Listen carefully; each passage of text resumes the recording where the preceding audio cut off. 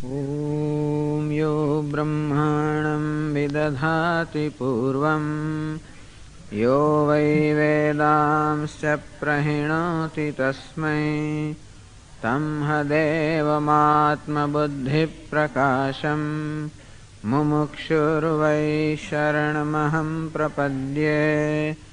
ॐ शान्तिः शान्तिः शान्तिः। ॐ नमो ब्रह्मादिभ्यो ब्रह्मविद्या सम्प्रदायकर्तृभ्यो वंशर्षिभ्यो महद्भ्यो नमो गुरुभ्यः। सर्वोपप्लवरहितः प्रज्ञानघनः प्रत्यगर्थो ब्रह्मैवाहमस्मि ब्रह्मैवाहमस्मि। ॐ नारायणं पद्मभवं वसिष्ठं शक्तिं च तत्पुत्रपराशरं च व्यासं शुकं गौडपदं महान्तं गोविन्दयोगीन्द्रमथास्य शिष्यं श्रीशङ्कराचार्यमथास्य पद्मपादं च हस्तमलकं च शिष्यं तन्ताटकं वार्तिककारमन्यानस्मद्गुरून् सन्ततमानतोऽस्मि। श्रुतिस्मृतिपुराणानाम् आलयं करुणालयं नमामि भगवत्पादं शङ्करं लोकशङ्करं। शङ्कराचार्यं केशवं बादरायणं सूत्रभाष्यकृतौ वन्दे भगवन्तौ पुनः पुनः। ईश्वरो गुरुरात्मेति मूर्तिभेदविभागिने व्योमवद्व्याप्तदेहाय दक्षिणामूर्तये नमः। शान्तिमन्त्रः। ॐ आप्यायन्तु ममाङ्गानि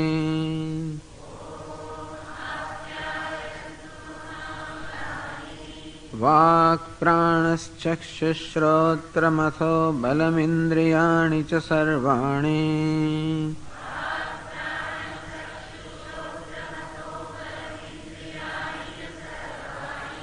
सर्वं ब्रह्म उपनिषदम्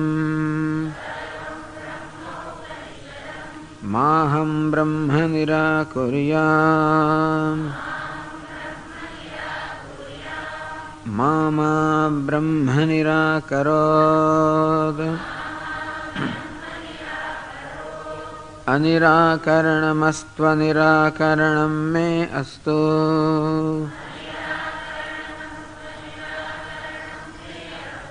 तदात्मनि निरतेय उपनिषत्सु धर्मास्ते मयि सन्तु।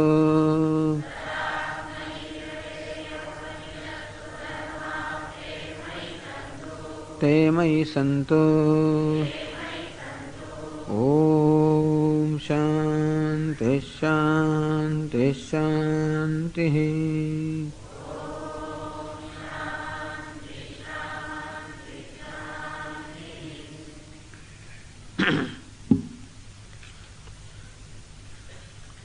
ગઈકાલે સત્યકામ જાવાલના પ્રસંગથી આપણા પ્રવચનનો પૂરું થયું.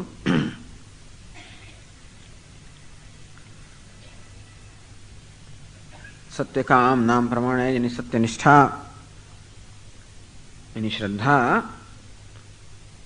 એની તપશ્ચર્યા, આ બધા જે ગુણો સદગુણો જે સત્યકામમાં દર્શાવવામાં આવ્યા એ વિદ્યા કે જ્ઞાન પ્રાપ્ત કરવા માટે આવશ્યક છે એ દર્શાવવાનો હેતુ હતો આખ્યાયિકામાં.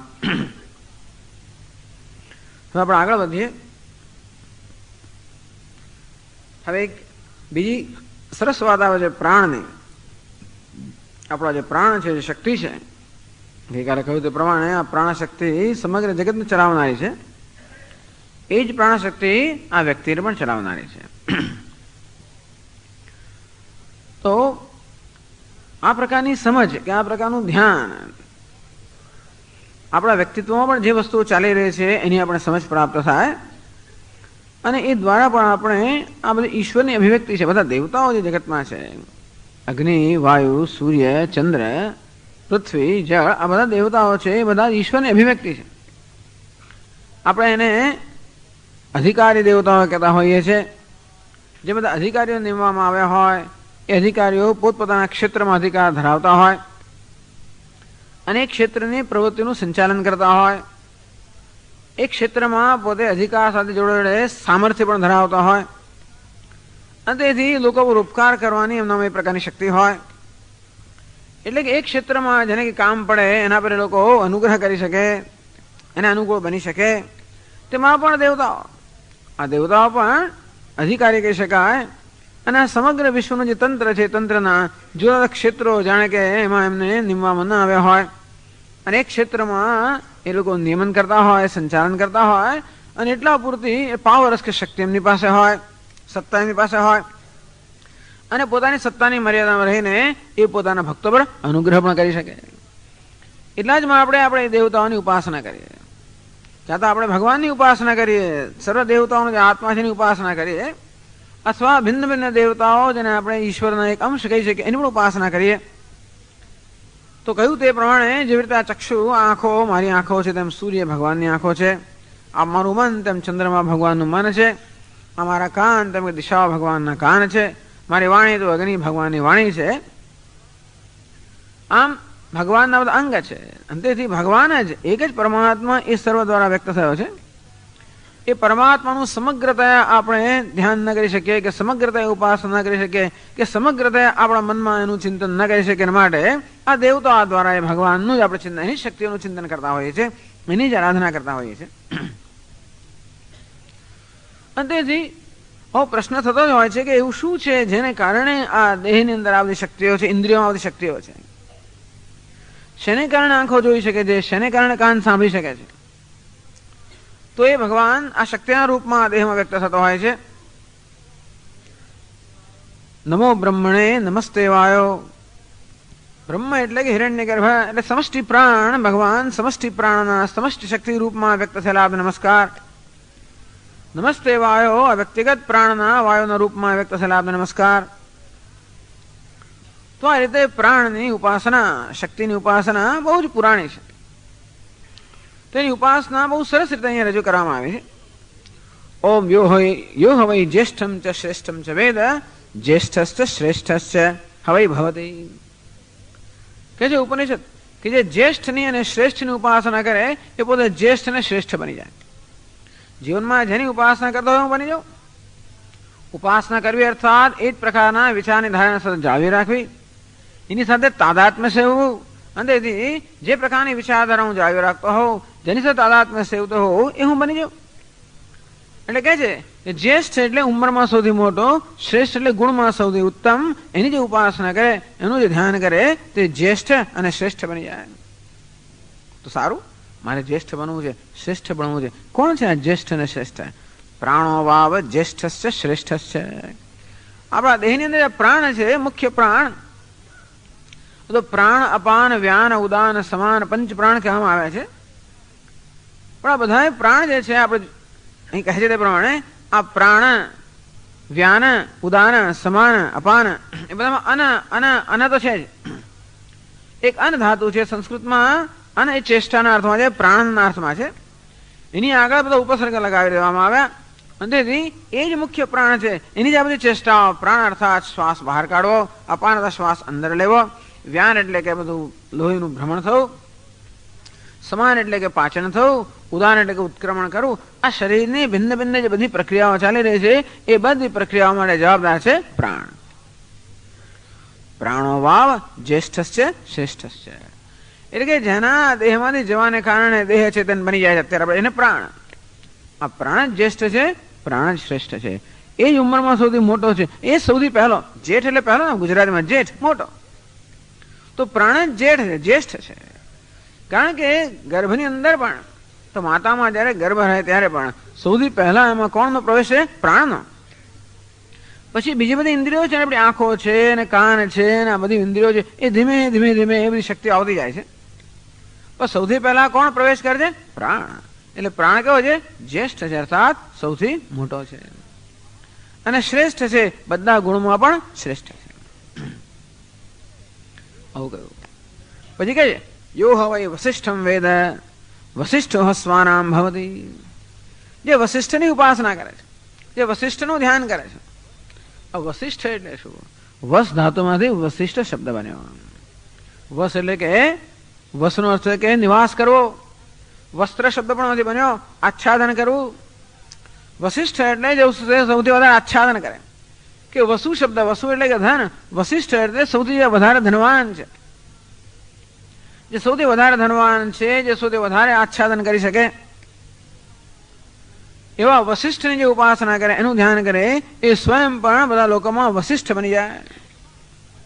ઓહો, આ વસિષ્ઠ કોણ છે? મારે વસિષ્ઠ બનવું છે. કોણ હોય? વાઘ વસિષ્ઠ. આપણી વાણી છે એ જ વસિષ્ઠ છે, એ જ ધનવાન છે. અરે વાણી ધનવાન કેવી રીતે? વાઘ મેનો હિ પુરુષાઃ વસંતી અભિભવંતી. તો જે લોકો બોલવામાં કુશળ હોય એ લોકો હંમેશા બીજાનો પરાભવ કરે અને એ લોકો આ રીતે બીજા પર વિજય પ્રાપ્ત કરે અને ખૂબ બધું ધન પણ મેળવે. અને માટે વાણીને વસિષ્ઠ કહેવામાં આવે. વસિષ્ઠ અર્થાત જે બધાનો પરાભવ કરે અથવા જે સૌથી વધારે ધનવાન હોય, આપણા વ્યક્તિત્વ વાણી એવી શક્તિ છે જેને કારણે માણસ બીજાનો પરાભવ કરે અને ખૂબ ધનવાન બને. યો હોય પ્રતિષ્ઠામ વેદ પ્રતિષ્ઠિતસ્મિં શ્લોકે અમુસ્મિં. જો પ્રતિષ્ઠાનું જે ધ્યાન કરે એ પણ પ્રતિષ્ઠિત બને. તો કહો મારે પ્રતિષ્ઠિત બનવું છે. આ પ્રતિષ્ઠા કોણ? ચક્ષુરુવાવ પ્રતિષ્ઠા. આપણા ચક્ષુ જે નેત્ર છે એ જ પ્રતિષ્ઠા છે. પ્રતિષ્ઠા એટલે કે આધાર. પ્રતિષ્ઠા જેના પર આપણે રહેલા છે, પ્રતિષ્ઠિત છે, જેના પર આધારિત છે. એટલે આપણી આંખો હોય ને તો જ આપણે પગ પર ઉભા રહી શકીએ, પ્રતિષ્ઠિત રહી શકીએ.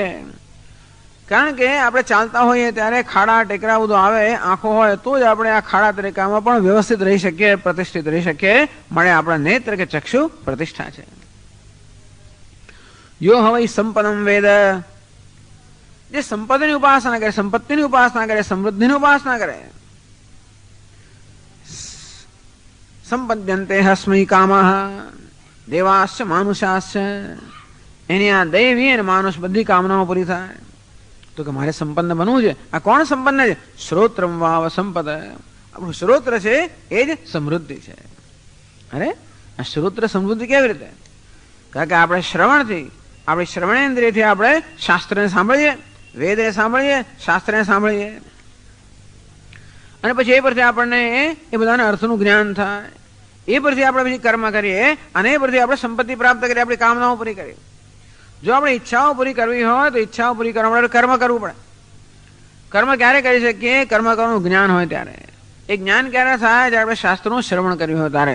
એટલા માટે કહેવામાં આવ્યું કે આપણા શ્રોત્ર છે, કર્ણેન્દ્રિય છે, એ જ સંપત્તિ છે. અને તેથી એ સમૃદ્ધિ છે, કારણ કે એનાથી આપણે બધી કામનાઓ પૂરી કરીએ છીએ. આવું કહેવામાં આવ્યું. આમ ટૂંકમાં ચાર વસ્તુનો, એક તો પ્રાણને જ્યેષ્ઠ અને શ્રેષ્ઠ કહેવામાં આવે, વાણીને વસિષ્ઠ કહેવામાં આવી, આપણા ચક્ષુને પ્રતિષ્ઠા કહેવામાં આવી, પછી આપણા શ્રોત્રને સંપત્તિ કહેવામાં આવી. એક ચોથી વસ્તુ રહી ગઈ. યો હવે આયતનમ વેદ. જે આયતન એટલે કે આશ્રયને જાણે છે એ બધાનો આશ્રય બની જાય. આયતન કોણ છે? મનો હવૈ આયતનમ. આપણું મન જે છે એ જ બધાનો આશ્રય છે. એમાં જ બધી ઇન્દ્રિયો વગરનો આશ્રય હોય છે, પણ મન છે આયતન છે. જો આપણામાં એક વસિષ્ઠ છે, આપણામાં એક પ્રતિષ્ઠા છે, આપણામાં એક સંપત્તિ છે, આપણામાં એક આયતન છે, આપણામાં એક જ્યેષ્ઠ શ્રેષ્ઠ છે. તો વાણી વસિષ્ઠ છે, આપણા ચક્ષુ પ્રતિષ્ઠા છે, આપણું શ્રોત્ર સંપત્તિ છે, આપણું મન આયતન છે. આવા બધા ગુણો ધરાવે છે આ બધી ઇન્દ્રિયો. હવે આગળ કહે છે, તો આપણો જે 13મો મંત્ર છે એમાં કહેવામાં આવે છે અથ પ્રાણાઃ અહમ શ્રેયસી વ્યુદિરે અહમ શ્રેયાન અસ્મિ અહમ શ્રેયાન અસ્મિતિ અથ પ્રાણ અહમ શ્રેયસી વ્યુદિરે. એક વાર આ બધી ઇન્દ્રિયો જે છે, પ્રાણ એટલે કે ઇન્દ્રિયો, આ બધી ઇન્દ્રિયો એક વાર વ્યુદિરે વિવાદ કરવા લાગી. કથા કે છે આપણને, એક વખતે આ બધી ઇન્દ્રિયો વિવાદ કરવા લાગે. કેવી રીતે? અહમ શ્રેયાનસ્મી, અહમ શ્રેયાનસ્મી, હું જ સૌથી ચઢિયાદે છું, હું જ સૌથી ચઢિયાદે છું. અહમ શ્રેયસી, આમ પોતાની શ્રેષ્ઠતા, બધી ઇન્દ્રિયો, દરેક ઇન્દ્રિય પોતાની શ્રેષ્ઠતા પુરવાર કરવા માટે આ પ્રકારે વિવાદ કરવા લાગી, આ પ્રકારનો દાવો કરવા લાગી કે હું શ્રેષ્ઠ છું, હું શ્રેષ્ઠ છું. ચક્ષુ કે હું શ્રેષ્ઠ છું, કર્ણ કે હું શ્રેષ્ઠ છું, પછી મન કે હું શ્રેષ્ઠ છું, વાણી કે હું શ્રેષ્ઠ છું. આ બધી ઇન્દ્રિયો આવી રીતે વિવાદ કરવા લાગી. પછી આનો આ વિવાદ છે નિરાકરણ કેમ કરો, સમાધાન કેમ કરવું? તેહ પ્રાણ, હા એ પણ આગળનો મંત્ર ક્યાં છે? તેહ પ્રાણ પ્રજાપતિમ પિતરમ એત્ય ઊચુઃ ભગવન કો ન શ્રેષ્ઠ ઇતિ તાન હોવાચ યસ્મિન વહ ઉત્ક્રાંતે શરીરમ પાપિષ્ઠતરમ ઇવ દૃશ્યેત સહ વહ શ્રેષ્ઠ ઇતિ. તો હવે આ વિવાદનું સમાધાન કરવાનું, નિર્ણય કરવાનો, ભાઈ કોણ શ્રેષ્ઠ છે. અંદર અંદર તો એક જણ એકબીજાની શ્રેષ્ઠતાનો દાવો કરે એટલે કોઈ નક્કી ના કરી શકે. તે પ્રાણ પ્રજાપતિમ પિતરમ એત્ય, પ્રજાપતિ સર્જન કરનારા જે પિતા છે એ પિતા પાસે ગયા, એમણે બધાનું સર્જન કરેલું છે ને એ જાણે છે. પ્રજાપતિમ પિતરમ એત્ય ઊંચુઃ, પ્રજાપતિ બધાના પિતા છે એમની પાસે જઈને આ બધી ઇન્દ્રિયોએ કહ્યું, ભગવાન કોન શ્રેષ્ઠ ઇતિ, હે ભગવાન અમારામાં કોણ શ્રેષ્ઠ છે? પ્રજાપતિએ શું ઉત્તર આપ્યો? તાન હોવા છે. પ્રજાપતિ ના કોઈ કોણ શ્રેષ્ઠ છે, કારણ કે એવું કે તો કોઈનું મન દુખાય ને, કોઈનું મન દુભાવવું ના જોઈએ.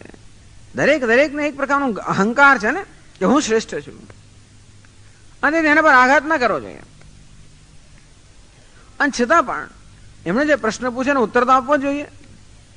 તો પ્રજાપતિ એવી રીતે ઉત્તર આપે છે જેથી કોઈ ઇન્દ્રિય દુઃખ ન થાય, અને સાથે સાથે જે નિર્ણય કરવાનો છે એ નિર્ણય પર થઈ જાય. જો આ બધી વસ્તુઓ જીવનમાં સમજવા જેવી છે. ન બુદ્ધિભેદમ જનયેત અજ્ઞાનામ કર્મ સંગીનામ, ભગવાન કહે છે કે મનુષ્યમાં બુદ્ધિભેદ ન જન્માવો જોઈએ, અર્થાત એમનામાં બુદ્ધિભેદ ન જન્માવો એટલે એમનો જે એક નિશ્ચય, એ નિશ્ચય પર કે શ્રદ્ધા પર આઘાત ન કરવો જોઈએ, એમના ગૌરવ પર એમની શ્રદ્ધા પર આઘાત ન કરવો જોઈએ. તો બ્રહ્માજી પણ આઘાત નથી કરવા માંગતા, પ્રજાપતિ આઘાત નથી કરવા માંગતા, એટલે પ્રજાપતિએ બહુ સરસ ડિપ્લોમેટિક એક સરસ ઉત્તર આપ્યો, કુશળ ઉત્તર આપ્યો. તાન હોવા છે. પ્રજાપતિ કહે છે યસ્મિન વહ ઉત્ક્રાંતે શરીરમ પાપિષ્ઠતરમિવ દૃશ્યેત, કે તમારામાંથી જેના નીકળી જવાથી આ શરીર અત્યંત પાપિષ્ઠ બની જાય. અસ્પૃશ્યમ અશુચિ, જાણે કે પેલું શબની જેમ અસ્પૃષ્ટ બની જાય, અપવિત્ર બની જાય. તમારામાં જેના જવાથી આ શરીર પાપિષ્ઠ બની જાય, તો કે અસ્પૃશ્ય બની જાય, એવું અશુચિ બની જાય, જાણે કે પેલા શબ જેવું બની જાય. સહવ શ્રેષ્ઠ ઇતિ, એ તમારામાં શ્રેષ્ઠ છે. ટૂંકમાં જેના જવાથી આ દેહ ચાલે નહીં એ શ્રેષ્ઠ છે. બસ આવું પ્રજાપતિ બધા પાછા આવ્યા, બધાએ નક્કી કર્યું કે મારી શ્રેષ્ઠતા હું પુરવાર કરે. પહેલા સાહવાગ ઉચ્ચક્રામ, વાણી નક્કી કર્યું કે જોઈ લેજો હું શ્રેષ્ઠ છું કે નહીં. સહાવાગ ઉચ્ચક્રામ, આ વાણી નીકળી ગઈ અહીંયાથી, ઉચ્ચક્રામ ઉત્ક્રમણ કર્યું, નીકળી ગઈ. 7 સંવત્સરમ પ્રોષ્ય, 1 વર્ષ સુધી બહાર જઈને પ્રવાસ કર્યો, બહાર યાત્રાએ જતી રહી વાણી. પરિયેત્ય, પછી પાછી આવી. ઉવાચ, અને પછી આ સંઘાતને પૂછ્યું કથમ અશકત ઋતે મત જીવિતું મિતિ, એને જોયું કે આ તો હજી જીવંત છે, આ કાર્યકાળ સંઘાત જીવંત છે અને વ્યવહાર ચાલે છે. અર્થાત વાણીના જેવા છતાં પણ આ દેહ કોઈ પાપિષ્ઠ ન બની ગયો, એ અસ્પૃશ્ય કે અપવિત્ર ના બની ગયો, એટલે કે મરી ના ગયો. વાણીને આશ્ચર્ય થયું કે અરે મદૃતે કથમ જીવિતુમ અશક્ત, અરે મારા વગર તમે જીવી કેવી રીતે શક્યા? એટલે બધાએ ઉત્તર આપ્યો. અંદર જે બધા બીજી બધી ઇન્દ્રિયો રહેલી ને બધા ઉત્તર આપ્યો. યથા કલાહ અવદંત, જો ભાઈ જેમ કે કોઈ મૂંગા માણસો હોય એ બોલે ને બોલી ના શકે. પરંતુ પ્રાણંત પ્રાણેન, છતાં પ્રાણથી એ લોકો પ્રાણન તો કરતા હોય, શ્વાસોશ્વાસ લેતા હોય. પશ્યંત ચક્ષુષા, બોલી ના શકે છતાં એ ચક્ષુથી જોઈ શકે. શૃણવંત શ્રોત્રેણ, કાનથી સાંભળી શકે. ધ્યાયંત મનસા, મનથી ચિંતન કરી શકે. એવમ બસ એ રીતે તમે પણ તારા વગર આવી રીતે જીવી શક્યા. વાણીને ખાતરી કે અરે રે હું બધામાં શ્રેષ્ઠ નથી. અને તેથી પ્રવિવેશ હવાક, વાણીનું જે અભિમાન છે ઉતરી ગયું અને એને પ્રવેશ કર્યો. પોતાના સ્થાને પાછી આવી ગઈ અને વળી પાછું કાર્ય કરવા લાગી. ચક્ષુ ચક્ષુર ઉચ્ચક્રામ, ચક્ષુ કે હું બતાવી આપીશ. ચક્ષુ અહીંયાથી પ્રયાણ કર્યું. સંવત્સરમ પ્રોષ્ય, ચક્ષુ પણ 1 વર્ષ સુધી બહાર ગયું, પ્રવાસ કર્યો. પર્યેત્ય, પાછું આવ્યું. ઉવા છે, જોયું કે અરે આ તો હજી વ્યવહાર ચાલ્યા કરે છે. કથમ શક્યતા ઋતે મત જીવિતુમ ઇતિ, અરે મારા વગર તમે જીવંત કેવી રીતે રહી શક્યા? પેલા કહે છે, બધા કહે છે યથા અંધાહ પશ્યંત, જેમ કે આંધળા માણસો હોય જોઈ ના શકે, પણ પ્રાણથી એ લોકો શ્વાસોશ્વાસ લઈ શકે અને ચક્ષુથી જોઈ શકે, કાનથી સાંભળી શકે, મનથી વિચારી શકે, એ તમે પણ જીવ્યા. પ્રવેશ ચક્ષુ, આ ચક્ષુ પણ એને પણ પોતાનું સ્થાન જણાઈ ગયું, એને પણ પ્રવેશ કર્યો. શ્રોતમ ઉચ્ચક્રામ, આ શ્રોતમ ચાલો હું હવે બતાવી આપું. એ પણ નીકળી ગયો. 1 વર્ષ સુધી પણ ફર્યું, પાછું આવ્યું, જોયું કે ઓહો હજી આ તો વ્યવહાર ચાલી રહ્યો છે. આમ શ્રોત્ર એ પણ પૂછે કે મારા વગર તમે જીવિત કેવી રીતે રહ્યા? તો કે શું મોડ યથા બધીરાહ અશૃણવંત, જેમ કે બહેરા લોકો હોય સાંભળી ના શકે પણ શ્વાસોશ્વાસો લઈ શકે, જોઈ તો શકે, બોલી તો શકે, વિચારી તો શકે. બસ એ તમે પણ જીવ્યા. પ્રવેશ શ્રોત્રમ, આ શ્રોત્રએ પણ પ્રવેશ કર્યો. મનોહ ઉચ્ચક્રામ, મને હું હવે જોઉં બતાવી આપું, મન જતું રહ્યું. તત્ સંવત્સરમ પ્રોષ્ય પર્યેત્ય, 1 વર્ષ સુધી વળી પાછું ફરીને પાછું આવ્યું. બસ જોયું કહો વ્યવહાર હજી ચાલી રહ્યો છે. પૂછ્યું કરે મારા વગર તમે જીવિત કેવી રીતે રહી શક્યા? તો કહે છે બધા યથા બાલાહ અમનસ, જેમ કોઈ બાળક હોય જેના મનનો વિકાસ હજી થયો નથી, તો પણ એવું બાળક પણ પ્રાણથી પ્રાણ લેતું હોય, શ્વાસોશ્વાસ લેતું હોય, આંખથી જોતું હોય, કાનથી સાંભળતું હોય, વાણીથી બોલતું હોય, કંઈક જે કંઈ બોલતું હોય ગડબડ બડબડ, અને મનથી વિચારતો હોય, જે રીતે વિચારતો હોય તેવી રીતે અમે પણ જીવ્યા. પ્રવિવેશ મનઃ, મન પણ એને પણ પ્રવેશ કર્યો. મનને પણ ખબર પડી ગઈ કે નહીં હું શ્રેષ્ઠ તો નથી. હવે કોણ બાકી રહ્યો? એક પેલો પ્રાણ બાકી રહ્યો. તો એને માટે કહે છે 15મા મંત્રમાં, અથ પ્રાણ ઉચ્ચક્રમિશન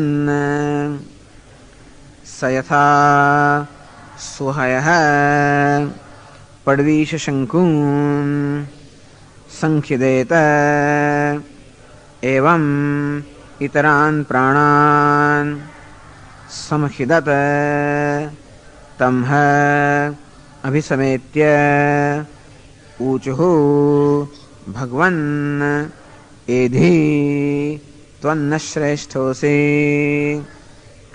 मा उत्क्रमिः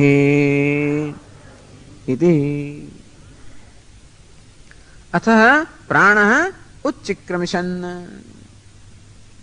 उत्क्रमितुम् इच्छन्. પછી પ્રાણે ઉત્ક્રમણ કરવાની ઈચ્છા કરી, પ્રાણ હજી નથી ઉત્ક્રમણ નથી કર્યો, હવે પ્રાણનો વારો આવ્યો. પેલી 4 ઇન્દ્રિય, એક વશિષ્ઠ છે ને એક પ્રતિષ્ઠા છે ને એક આ બધી ઇન્દ્રિયો જે છે આવા ગુણ ધરાવનારી, એક આયતન છે, એક સંપત્તિ છે, એ બધી ઇન્દ્રિયોની શ્રેષ્ઠતા પુરવાર ન થઈ.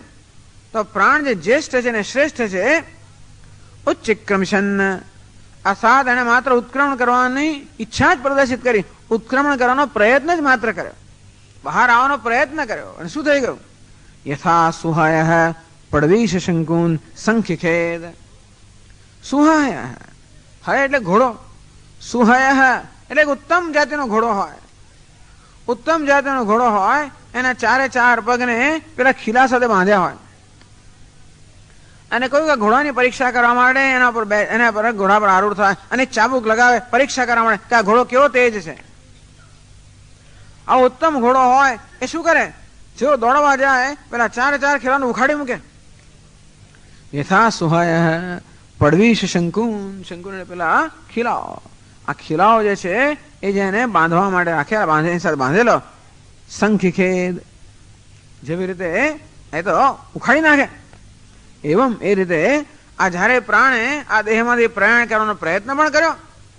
ઈતરાન પ્રાણાન સમખિદત, આ બીજા બધા પ્રાણ, આ બીજી બધી ઇન્દ્રિયો છે એ પણ જાણે ખેંચાઈ ગઈ. જેમ કે પેલા ખીલાઓ હોય એ દોરડા સહિત પેલા ખીલા પોતાના સ્થાનમાંથી ખેંચાઈ જાય, બહાર નીકળી જાય, તેવી રીતે ઇન્દ્રિયો પણ પોતપોતાના સ્થાનમાં રહેલી છે. આ ઘોડાનું દૃષ્ટાંત આપ્યું. એના ચાર પગ છે અને ચાર પેલા ખીલા સાથે બાંધેલા છે. તો અહીં પણ ચાર છે. વાણી છે, ચક્ષુ છે, શ્રોત્ર છે, મન છે, ચાર છે. અને આ પ્રાણ પેલો ઘોડા જેવો છે. અને આ ચાર પેલા જાણે ખીંટીમાં એને સાથે ના બાંધેલા દોરડા હોય, જેવું પ્રાણે ઉત્ક્રમણ કરવાનો પ્રયત્ન કરો, આ ચારે ચાર બધી ઇન્દ્રિયો પોતાના સ્થાને ખેંચાવા માંડી. અર્થાત એમને પોતાના સ્થાનમાં રહેવાની સ્વતંત્રતા જ નથી. એમણે કહો ઓહો આ પ્રાણ જઈ રહ્યો છે, અમે પણ જઈ રહ્યા છીએ મારી ઈચ્છા વિરુદ્ધ. તમ અભિસમેત્ય, અને ત્યારે આ બધી ઇન્દ્રિયો આ મુખ્ય પ્રાણ છે એની સમક્ષ આવી. ઊંચું અને એને વિનંતી કરી, ભગવાન એથી, હે ભગવાન આપ અહીં રહો, જતા ના રહેશો. ભવ અને સ્વામી, ભગવાન અમારા સ્વામી બનો. આ બધી ઇન્દ્રિયો પ્રાણને વિનંતી કરી અને એને પ્રાર્થના, એને પછી એની સ્તુતિ કરી. ત્વમ નઃ શ્રેષ્ઠોસી, નક્કી થઈ ગયું આપ અમારામાં સર્વથી શ્રેષ્ઠ છો. મા ઉત્ક્રમી, આપ ઉત્ક્રમણ ન કરશો, કે આપના ઉત્ક્રમણ કરવાથી અમારું ઉત્ક્રમણ થઈ જાય છે, અને માટે આપ ઉત્ક્રમણ ન કરશો, આપ અમારામાં શ્રેષ્ઠ છો. હવે કથા કહેવામાં આવી. આ કથા કહેવાનો હેતુ એ જ છે કે, અને એટલે પછી આ વાણી બધી ઇન્દ્રિયોએ પ્રાણની સ્તુતિ કરવા માંડે. અથ હૈનમ વાઘ વાચ, પછી વાઘ ઇન્દ્રિય છે વાણી એ પ્રાણને કે યદહમ વસિષ્ઠોસ્મી તમ તદ વસિષ્ઠોસી, હું જે વસિષ્ઠ છું એ મારે કારણે નહીં, આપને કારણે છું. મારામાં જે વસિષ્ઠતા છે એ કોને કારણે છે? આપને કારણે છે.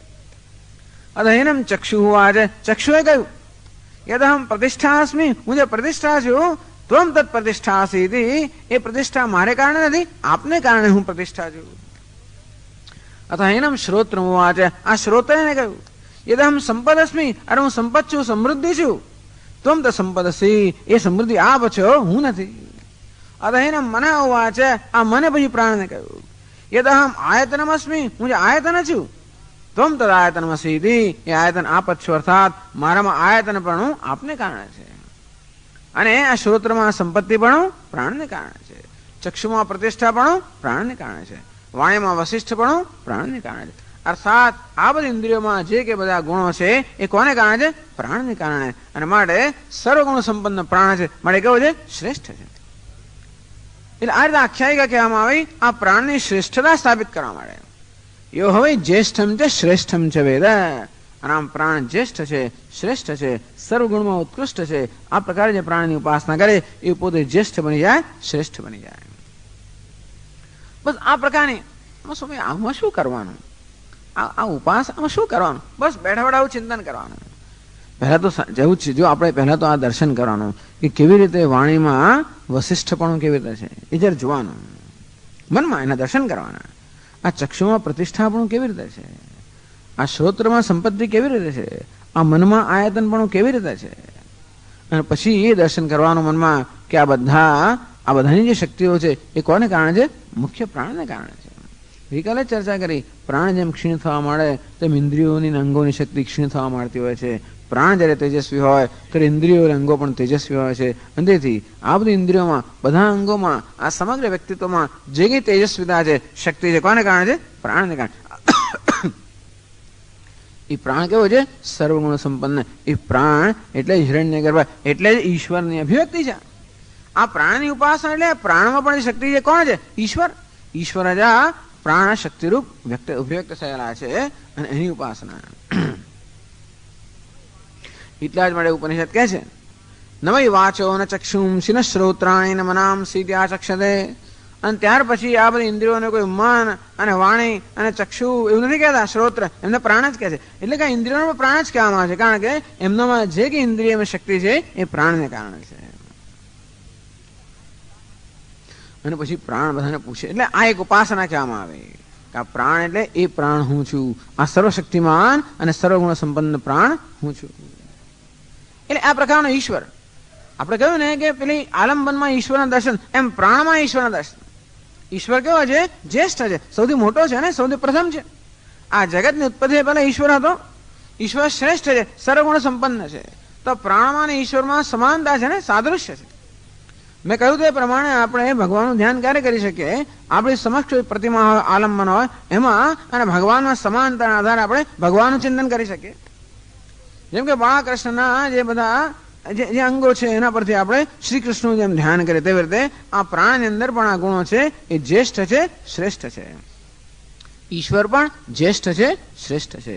અને તેથી આ પ્રાણ દ્વારા પ્રાણ અને એ દ્વારા ઈશ્વરની ઉપાસના કરવાની.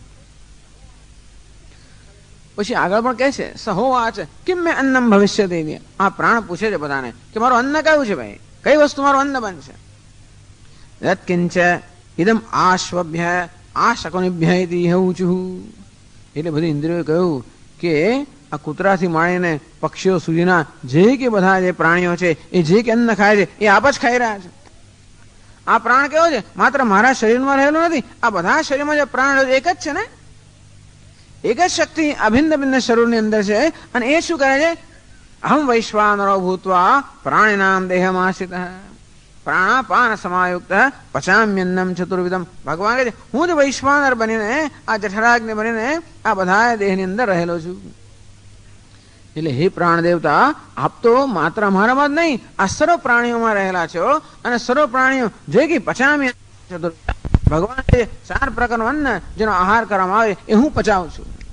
આપ જ પ્રાણ છો, આપ જ સર્વના જઠરમાં રહેલા છો, આપ જ સર્વ અન્નને આરોગનારા છો, આપ જ સર્વ અન્નને પચાવનારા છો, આરોગનારા છો.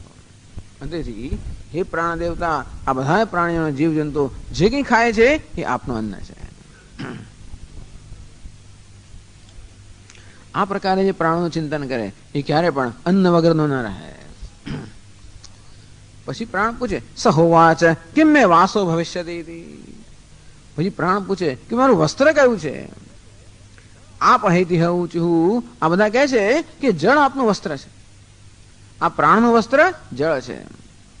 આ શેને મળે કહું છું? એતદ અશિષ્યંત તસ્માદ વા એતદ અશિષ્યંત પુરસ્તાચ ઉપરિષ્ટાચ. એટલા જ માટે જ્યારે તમે જોજો આ બ્રાહ્મણો કે પછી જે પ્રકારના આ પ્રથાને જાણનારા હોય એ લોકો જમતા પહેલા એક આચમની લેશે, બ્રહ્માર્પણમ કરીને એક આચમની લેશે. જમ્યા પછી પણ આચમની લેશે. એ જમ્યા પહેલા આચમનીમાં શું છે? જળ છે. અમૃતોપસ્તરણમસી અમૃતાપિધાનમસી. એટલે પહેલા પણ જળ લેવામાં આવે, પછી અન્ન લેવામાં આવે, વળી પાછું જળ લેવામાં આવે. આ બંને વસ્ત્ર છે. પહેલા ઉપસ્તરણ કહેવાય, પહેલા અપિધાન કહેવાય. અને આ રીતે આ જળ પ્રાણનું વસ્ત્ર છે. એટલા માટે આપણે આચમની લેતા હોઈએ છીએ. તો આ રીતે જે જળ છે, પ્રાણનું વસ્ત્ર છે, એ પ્રકારનું જે ધ્યાન કરે છે, એ જ્ઞાન દર્શન પ્રાપ્ત કરે છે, એને હંમેશા વસ્ત્ર મળી રહે છે. ટૂંકમાં આ રીતે આપણા દેહની અંદર પ્રાણ સર્વશક્તિમાન છે, સર્વાન્નને પચાવનારો છે. એ જ ઈશ્વરની અભિવ્યક્તિ છે. અને એની શક્તિ એ પરથી આપણે ઈશ્વરનો એના જે ગુણ છે એ પરથી આપણે પ્રાણનું અને ઈશ્વરનું ધ્યાન કરી શકીએ. આ કોને વિદ્યા આપી ખબર છે? તદ્ધૈર સત્ય કામો જાબાલ ગોશ્રુતે વૈયાઘ્રપાદાય પદાય ઉક્તવાન. આ જ્ઞાન કોને પ્રદાન કર્યું હોય છે? સત્યકામ જાબાલે, જેની ગઈકાલ આપણે વાત કરી, એ હવે ગુરુ બની ગયા.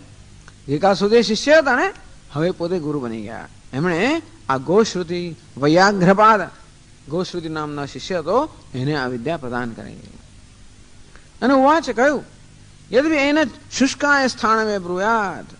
એ કે હે, આ જે વિદ્યા છે એ કોઈ શુષ્ક સુકાઈ ગયેલા ઠૂંઠાને પણ જો કહેવામાં આવે, જાયરન એવસ્મિન શાખા પ્રરોહેયુ પલાશાનીતિ. તો એમાં પણ આ એક સૂકા ઠૂંઠાને પણ જો આ વિદ્યા પ્રદાન કરવામાં આવે તો એ સૂકા ઠૂંઠામાં પણ શાખા ઉગી નીકળે, એમાં નવી કૂંપળા ફૂટવા માંડે. એ પ્રકારની આ વિદ્યા છે જે અચેતનને પણ ચેતન બનાવનારી છે. એટલે આ પ્રકારની ઉપાસના એ વખતે થતી હતી. એટલા માટે અનેક પ્રકારની શક્તિઓ બધા ઋષિઓને પ્રાપ્ત કરતા હતા. એમણે કહ્યું કે આ વિદ્યામાં, આ પ્રકારના ધ્યાનમાં, ઉપાસનામાં એવી શક્તિ છે કે આવા સૂકા ઠૂંઠાને પણ લીલું બનાવે છે. તો આ પ્રકારે પ્રાણની ઉપાસના કરવામાં આવી. હવે આપણે આગળ વધીએ. એની પછીની એક બીજી ઉપાસના જે છેલ્લી છે. હવે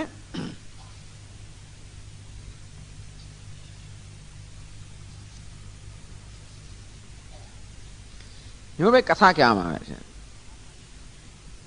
શ્વેત કેતુર આરુણેય, આરુણનો પુત્ર શ્વેત કેતુ. એ તો બહુ પ્રસિદ્ધ છે. આ છાંદોગ્ય ઉપનિષદનો 6થો અધ્યાય છે ને, એમાં તો આરુણી અને શ્વેત કેતુનો સંવાદ છે. એની જ વાત કરવામાં આવે છે. અત્યારે આપણે 5મા અધ્યાયમાં છીએ. તો અહીં આ બીજા સંદર્ભમાં એક કથા કહેવામાં આવે છે. આરુણનો પુત્ર ગૌતમનો પુત્ર શ્વેત કેતુ પંચાળાનામ સમિતિમ એ આયા. એકવાર આ શ્વેત કેતુ આ 50 લોકો હતા એની સભામાં આવ્યો. શ્વેત કેતુ બ્રાહ્મણનો પુત્ર છે. પૂછ્યું, કુમાર ત્વા અનુશિષત પિતા હતી. હે કુમાર, હે પુત્ર, તારા પિતાએ તને શું ઉપદેશ કરેલો છે, શિક્ષણ આપેલું છે? અનુય ભગવાયતી. શ્વેત કેતુ, હા, મારા પિતાએ મને શિક્ષણ આપેલું છે. એટલે પછી રાજા એને પ્રશ્ન પૂછે. રાજા ક્ષત્રિય છે, આ બ્રાહ્મણનો કુમાર છે. પ્રશ્ન પૂછે, વેત્થ યદિતઃ અધિ પ્રજા પ્રયંતી હતી. અહીંથી પ્રયાણ કર્યા પછી આ પ્રજા એટલે કે જીવો ક્યાં જાય છે તને ખબર છે? ન ભગવાયતી, એ તો હું નથી જાણતો ભગવાન. વેત્થ યથા પુનઃ આવર્તન્તે હતી. અને મર્યા પછી વળી પાછા કેવી રીતે અહીંયા આવે છે અને બીજો જન્મ લે છે એ ખબર છે? એ જાણે છે? તો કે ના, ન ભગવાયતી, એ તો નથી જાણતો. વેત્થ પથો દેવાયનસ્ય પિતૃયાનસ્ય ચ વ્યાવર્તન ઇતિ. અને દેવયાન અને પિતૃયાન જે બે માર્ગો છે એ ક્યાં છૂટા પડે છે એ તને ખબર છે? ન ભગવાયતી, એ તો નથી જાણતો. વેત્થ યથા અસૌ લોકઃ ન સંપૂર્યતે ઇતિ. અને જે પિતૃલોક છે, આટલા લોકો પિતૃલોકમાં જાય તો પણ એ લોક ક્યારે પુરાતો નથી, એનું કઈ તું જાણે છે કેમ? ન ભગવાયતી, એ તો નથી જાણતો. આ 4 પ્રશ્નો થાય. 5મો, અને 5મો પ્રશ્ન છે એ આપણો 16મો અહીંયા મંત્ર છે. વેત્થ યથા પંચમ્યામ આહુતો આપઃ પુરુષવચસો ભવંતી નૈવ ભગવ ઇતિ. અને 5મો પ્રશ્ન પૂછે પ્રવાહણ જૈવિની. શ્વેત કેતુને પૂછે, વેત્થ યદા પંચમ્યામ આહુતો આપઃ પુરુષવચસો ભવંતી ઇતિ. તું જાણે છે કે 5મી આહુતિ આપ્યા પછી જે જ છે એ જ પુરુષ બની જાય છે. એ કેવી રીતે તને ખબર છે? આહુતિ જળની આપવામાં આવે છે એ આહુતિ 5 આહુતિ પછી પુરુષ બની જાય છે, જીવ બની જાય છે. એ કેવી રીતે તને ખબર છે?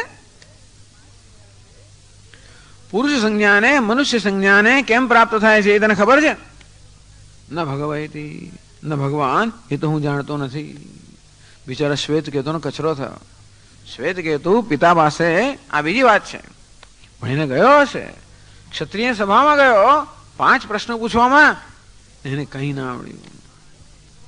એટલે રાજા એને પૂછે, અથનું કેમ અનુશિષ્ટ અવોચથા ઇતિ. તને કશું ખબર ના હોય તો પિતાએ મને શિક્ષણ આપ્યું છે, જ્ઞાન આપ્યું છે, એવું શા પરથી તું કેમ કહે છે? અથયો હિ માની ન વિદ્યાત કથમ સ અનુશિષ્ટો બ્રુવીત ઇતિ. આજે ન જાણતો હોય એ પોતે હું ભણ્યો છું એવું કેમ કહી શકે? સહ આયસ્ત પિતુ અર્ધમ એ આય.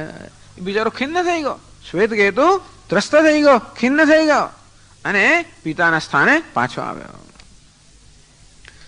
તમ વાચ, આવીને પિતાને પૂછ્યું, અનન શિષ્ય ભાવ કિલ માં ભગવાન બ્રવીદ અનુત્વા અશિષ્યમિતિ. હે ભગવાન, આપે ખરેખર તો મને વિદ્યા પ્રદાન કરી નથી. આમ એવું છે ને કે ગુરુકુળમાં આપણે નિવાસ કરીએ અને પછી આપણે સ્નાતક બનીએ. સ્નાતક બની એટલે અવભૂત સ્નાન કરવામાં આવે. આમ સ્નાતક બની ગયા પછી આપણે પાછા જઈએ. તો સ્નાતક એટલે આપણે સર્ટિફિકેટ આપે ને, તો એવું મને સર્ટિફિકેટ તો આપે આપ્યું. મને આ શીખવાડ્યા વગર આપે કેવી રીતે કહ્યું કે બસ મેં તને બધું જ્ઞાન ઉપદેશ કરી દીધો.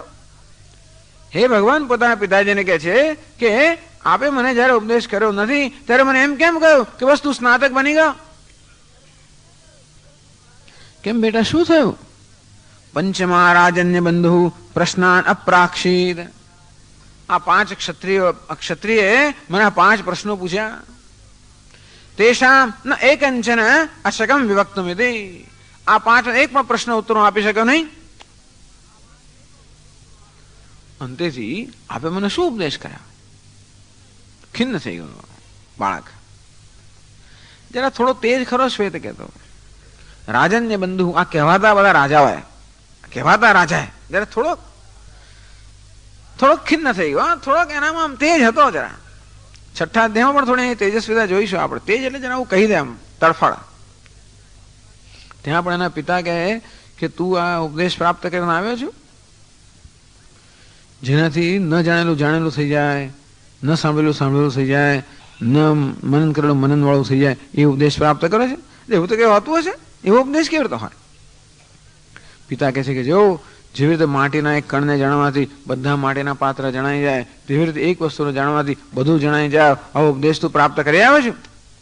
પણ પિતાજી, હું નથી માનતો કે મારા ગુરુજીને ખબર હોય. આવું ત્યાં કહે છે. આવું ના કહેવું જોઈએ. છતાં પણ તેવી રીતે અહીં પણ કહે છે રાજન્ય બંધુ. જો ને આણે મને આવા 5 પ્રશ્નો પૂછ્યા, એમાં એક પણ ઉત્તર ના આપી શક્યો. પિતા કેવા છે? સહોવા છે. પિતા કે છે યથામા ત્વમ તદ એતાન અવદહ યથા હમેશામ ન એકંચન વેદ. હે પુત્ર, આ 5 પ્રશ્નો તે જે મને કહ્યા ને એમાંનો એકેનો ઉત્તર હું પણ જાણતો નથી. જો આપણે આ સંસ્કૃતિ શા માટે બધું વાંચ્યું છું, આપણે ખબર પડે કે ભાઈ પુરાણી સંસ્કૃતિ કેવી છે. પિતા પુત્રને કહે છે કે જે તે 5 પ્રશ્નો મારી સમક્ષ રજૂ કર્યા એમાંનો એકેનો ઉત્તર હું પણ જાણતો નથી. यदि हम अभिमान अवेदिष्यम कदम तेन अवक्ष्यमिति. हे पुत्र, જો હું એ જાણતો હોત તો મેં તને શા માટે ના કહ્યું હોત?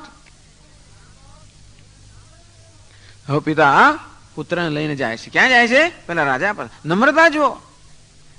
અને વિદ્યા વ્યાસંગ, તો વિદ્યાનું વ્યસન છે ને, એને વિદ્યા પ્રાપ્ત કરવી છે.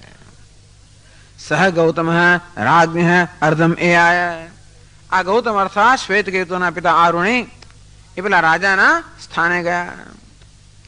તસ્મૈ પ્રાપ્તાય અર્હાંચકાર. આ બ્રાહ્મણ છે ને એટલે જયારે રાજાની પાસે પ્રાપ્ત થયો, રાજા પાસે પહોંચ્યો ત્યારે રાજાએ બ્રાહ્મણને નું સ્વાગત કર્યું અને એની પૂજા કરી.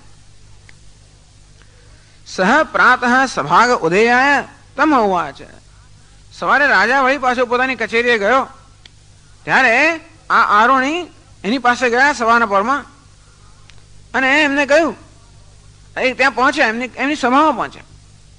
વળી એમની સભામાં આવે એટલે રાજાએ વળી પાછું એમનું સ્વાગત કરીને કહ્યું, તમ ઉવાચ માનુષસ્ય ભગવાન ગૌતમ વિત્તસ્ય વરમ વૃણિથા હતી. હે ગૌતમ, હે બ્રહ્મદેવ, જે કોઈ પ્રકારની આપની ઈચ્છા હોય એવું કોઈ પણ પ્રકારનો મનુષ્યનું ધન છે એ મનુષ્યના ધન આપ મારી પાસેથી માંગો. બ્રાહ્મણો શેના માટે આવે? ધન વગેરે માટે આવે. અથવા તો આપણે એમને હંમેશા આપવા ઈચ્છીએ. એ રાજાએ આ પ્રકારે કહ્યું કે હે બ્રહ્મદેવ, આપ મારી સભામાં આવ્યા છો અને તેથી મનુષ્યને જે ઈચ્છા હોય એવું જે કે પ્રકારનું, કારણ કે એવું જ મારી પાસે ધન છે, તો મનુષ્યને પ્રાપ્ત થાય કે મનુષ્યની ઈચ્છા હોય એવું જે પ્રકારનો ધનની આપની ઈચ્છા હોય એ મારી પાસે આપ ઈચ્છા પ્રમાણે માંગી લો. સહોવાચ. અને ત્યારે આરુણી ગૌતમ એને કહે, તવૈવ રાજન માનુષમ વિત્તમ. હે રાજા, આ વિત્ત છે, આ ધન છે, આપની પાસે રાખો. યામેવ કુમારસ્યંતે વાચમ અભાષથ. તો આપને શું જોઈએ છે? તો કે હે રાજા, મારો પુત્ર કુમાર એટલે મારો પુત્ર જે છે એની સમક્ષ જે કઈ વાંચા આપણે કહી, જે કઈ બધા આપણે એની સમક્ષ બોલ્યા, જે કઈ પ્રશ્નો આપણે એને પૂછ્યા, તામ એવ મેં બ્રુહીતી, બસ એ પ્રશ્નો જે હતા એના ઉત્તર વિશે મને ઉપદેશ કરો. આવો જો નમ્રતા, આ બ્રાહ્મણ છે ક્ષત્રિય પાસે ગયો. આ વર્ણ વ્યવસ્થામાં બ્રાહ્મણ પછી ક્ષત્રિય નંબર, પછી ક્ષત્રિયનો ક્રમ છે. અને છતાં આ બ્રાહ્મણ હોવા છતાં પણ એનામાં એવું અભિમાન નથી કે હું બ્રાહ્મણ થઈને કેમ બીજા ક્ષત્રિય પાસે વિદ્યા માંગી શકું, હું ગુરુ છું, હું બીજા પાસે કેમ જઈ શકું. એ ગુરુથી હતા જ, એનું મહાન મોટું ગુરુકુળ ચાલતું હશે, શ્વેતકેતુનો પુત્ર અને શિષ્ય પણ હશે જ. છતાં પણ જયારે એને ખબર પડી કે ઓહો એવું કંઈક છે જે હું પણ જાણતો નથી, નમ્રતાથી એમણે સ્વીકારી લીધું. એકેચસ્માત શ્રેયા ગુંસો બ્રાહ્મણ તેષામ ત્વયાસનેન પ્રશ્વસિતવ્યમ. તૈત્તિરીય ઉપનિષદમાં કહ્યું, ગુરુજી જયારે આ શિષ્યો ગુરુકુળથી વિદાય લે ત્યારે ઘણી બધી સલાહ આપી, ઘણો બધો ઉપદેશ કર્યો. એમને એક ઉપદેશ એવો હતો કે હે શિષ્યો, જયારે તમે બહાર સમાજમાં જાઓ અને બીજા બધા વિદ્વાનોના સંપર્કમાં આવો, મહાત્માઓના સંપર્કમાં આવો અને તમે જુઓ કે વિદ્વાનો મહાત્મા અમારા જેવા છે કે અમારી ચડિયાતા પણ હોય, ગુરુજી પોતાના શિષ્યને કહે છે તેષામ ત્વયાસનેન પ્રશ્વસિતવ્યમ, તમારે એમને આસન વગેરે આપીને એમનો આદર કરવો જોઈએ. એટલે સંસ્કૃતમાં વિદ્યાનો આદર છે. એટલે વિદ્યા કોઈ બાળક પાસેથી પ્રાપ્ત થાય કે કોઈ પોપટ પાસેથી પ્રાપ્ત, તો પણ આપણે એને એ વિદ્યાને આપણે તો કે સ્વીકારવી જોઈએ. આ બહુ મોટી, બહુ મહાન વસ્તુ છે. આપણી સંસ્કૃતિમાં એક આદર જે છે ને, આદર આમન્ય બહુ જ મોટી વસ્તુ છે. આપણે હંમેશા આદર કરતા હોઈએ છીએ. વયોવૃદ્ધ, આપણે વયમાં વૃદ્ધ હોય એનો આપણે આદર કરીએ. તપોવૃદ્ધ, તપશ્ચર્યામાં જે વૃદ્ધ હોય એનો આદર કરીએ. જ્ઞાન વૃદ્ધ, આપણા જ્ઞાનથી જે વૃદ્ધ હોય એનો આદર કરીએ. અચ્છા, આદર છે ને આપણી સંસ્કૃતિની બહુ મોટી વસ્તુ છે. હું એટલા માટે કહું છું કે જયારે પશ્ચિમના દેશોમાં છે ત્યારે એક આદર નામની વસ્તુ દેખાય નહીં. મને કહ્યું, Swamiji, in this culture there is no reverence. રેવરન્સ એટલે પૂજ્ય ભાવ. એ કહે છે કે આ સંસ્કૃતિમાં પૂજ્ય ભાવ એવું બધું અહીંયા હોય નહીં. એટલે મને શું કે સ્વામીજી, આ વેશ પહેરીને તમે અહીંયા આવ્યા છો એનો અર્થ એ નથી કે તમને સન્માન મળશે. તમારે તમારી જાતને પુરવાર કરવી પડશે તો સન્માન મળશે. અહીં તો આ વેશ પહેરેલા આપણે નમી જ પડીએ, બીજી આગળ જરૂર જ નથી આપણે માટે. અને એમાં કે ખોટું નથી કહેતો, તો આપણી સંસ્કૃતિ જુઓ અને પેલી પશ્ચિમની સંસ્કૃતિ જુઓ. જે આપણી સંસ્કૃતિ, એ પશ્ચિમની સંસ્કૃતિમાં હંમેશા ઇન્ડિવિજ્યુઆલિટી અર્થાત પોતાના વ્યક્તિત્વને મહત્વ આપવામાં આવે છે. જ્યારે આપણે હંમેશા આ વ્યક્તિત્વના અભિમાનમાંથી મુક્ત થવાનો પ્રયત્ન કરતા હોઈએ છીએ. એટલા જ માટે આપણે નમી પડીએ. જ્યાં આપણે તપશ્ચર્યા દેખાય, જ્ઞાન દેખાય, ત્યાગ દેખાય, અરે ઉંમર પણ દેખાય, આપણે નમન કરવામાં કોઈ પ્રકારનો સંકોચ નથી. આપણે તરત આપણા પૂજ્ય ભાવ આપોઆપ જ જાગૃત થાય, આપણામાં શ્રદ્ધા જાગૃત થાય.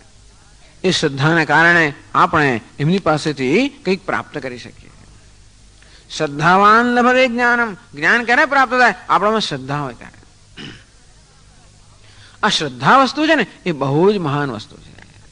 એ આપણી સંસ્કૃતિની એક બહુ જ મોટી વિશેષતા છે. એને કારણે જ આપણે ગુરુના ચરણમાં બેસી શકીએ અને જ્ઞાન પ્રાપ્ત કરી શકીએ.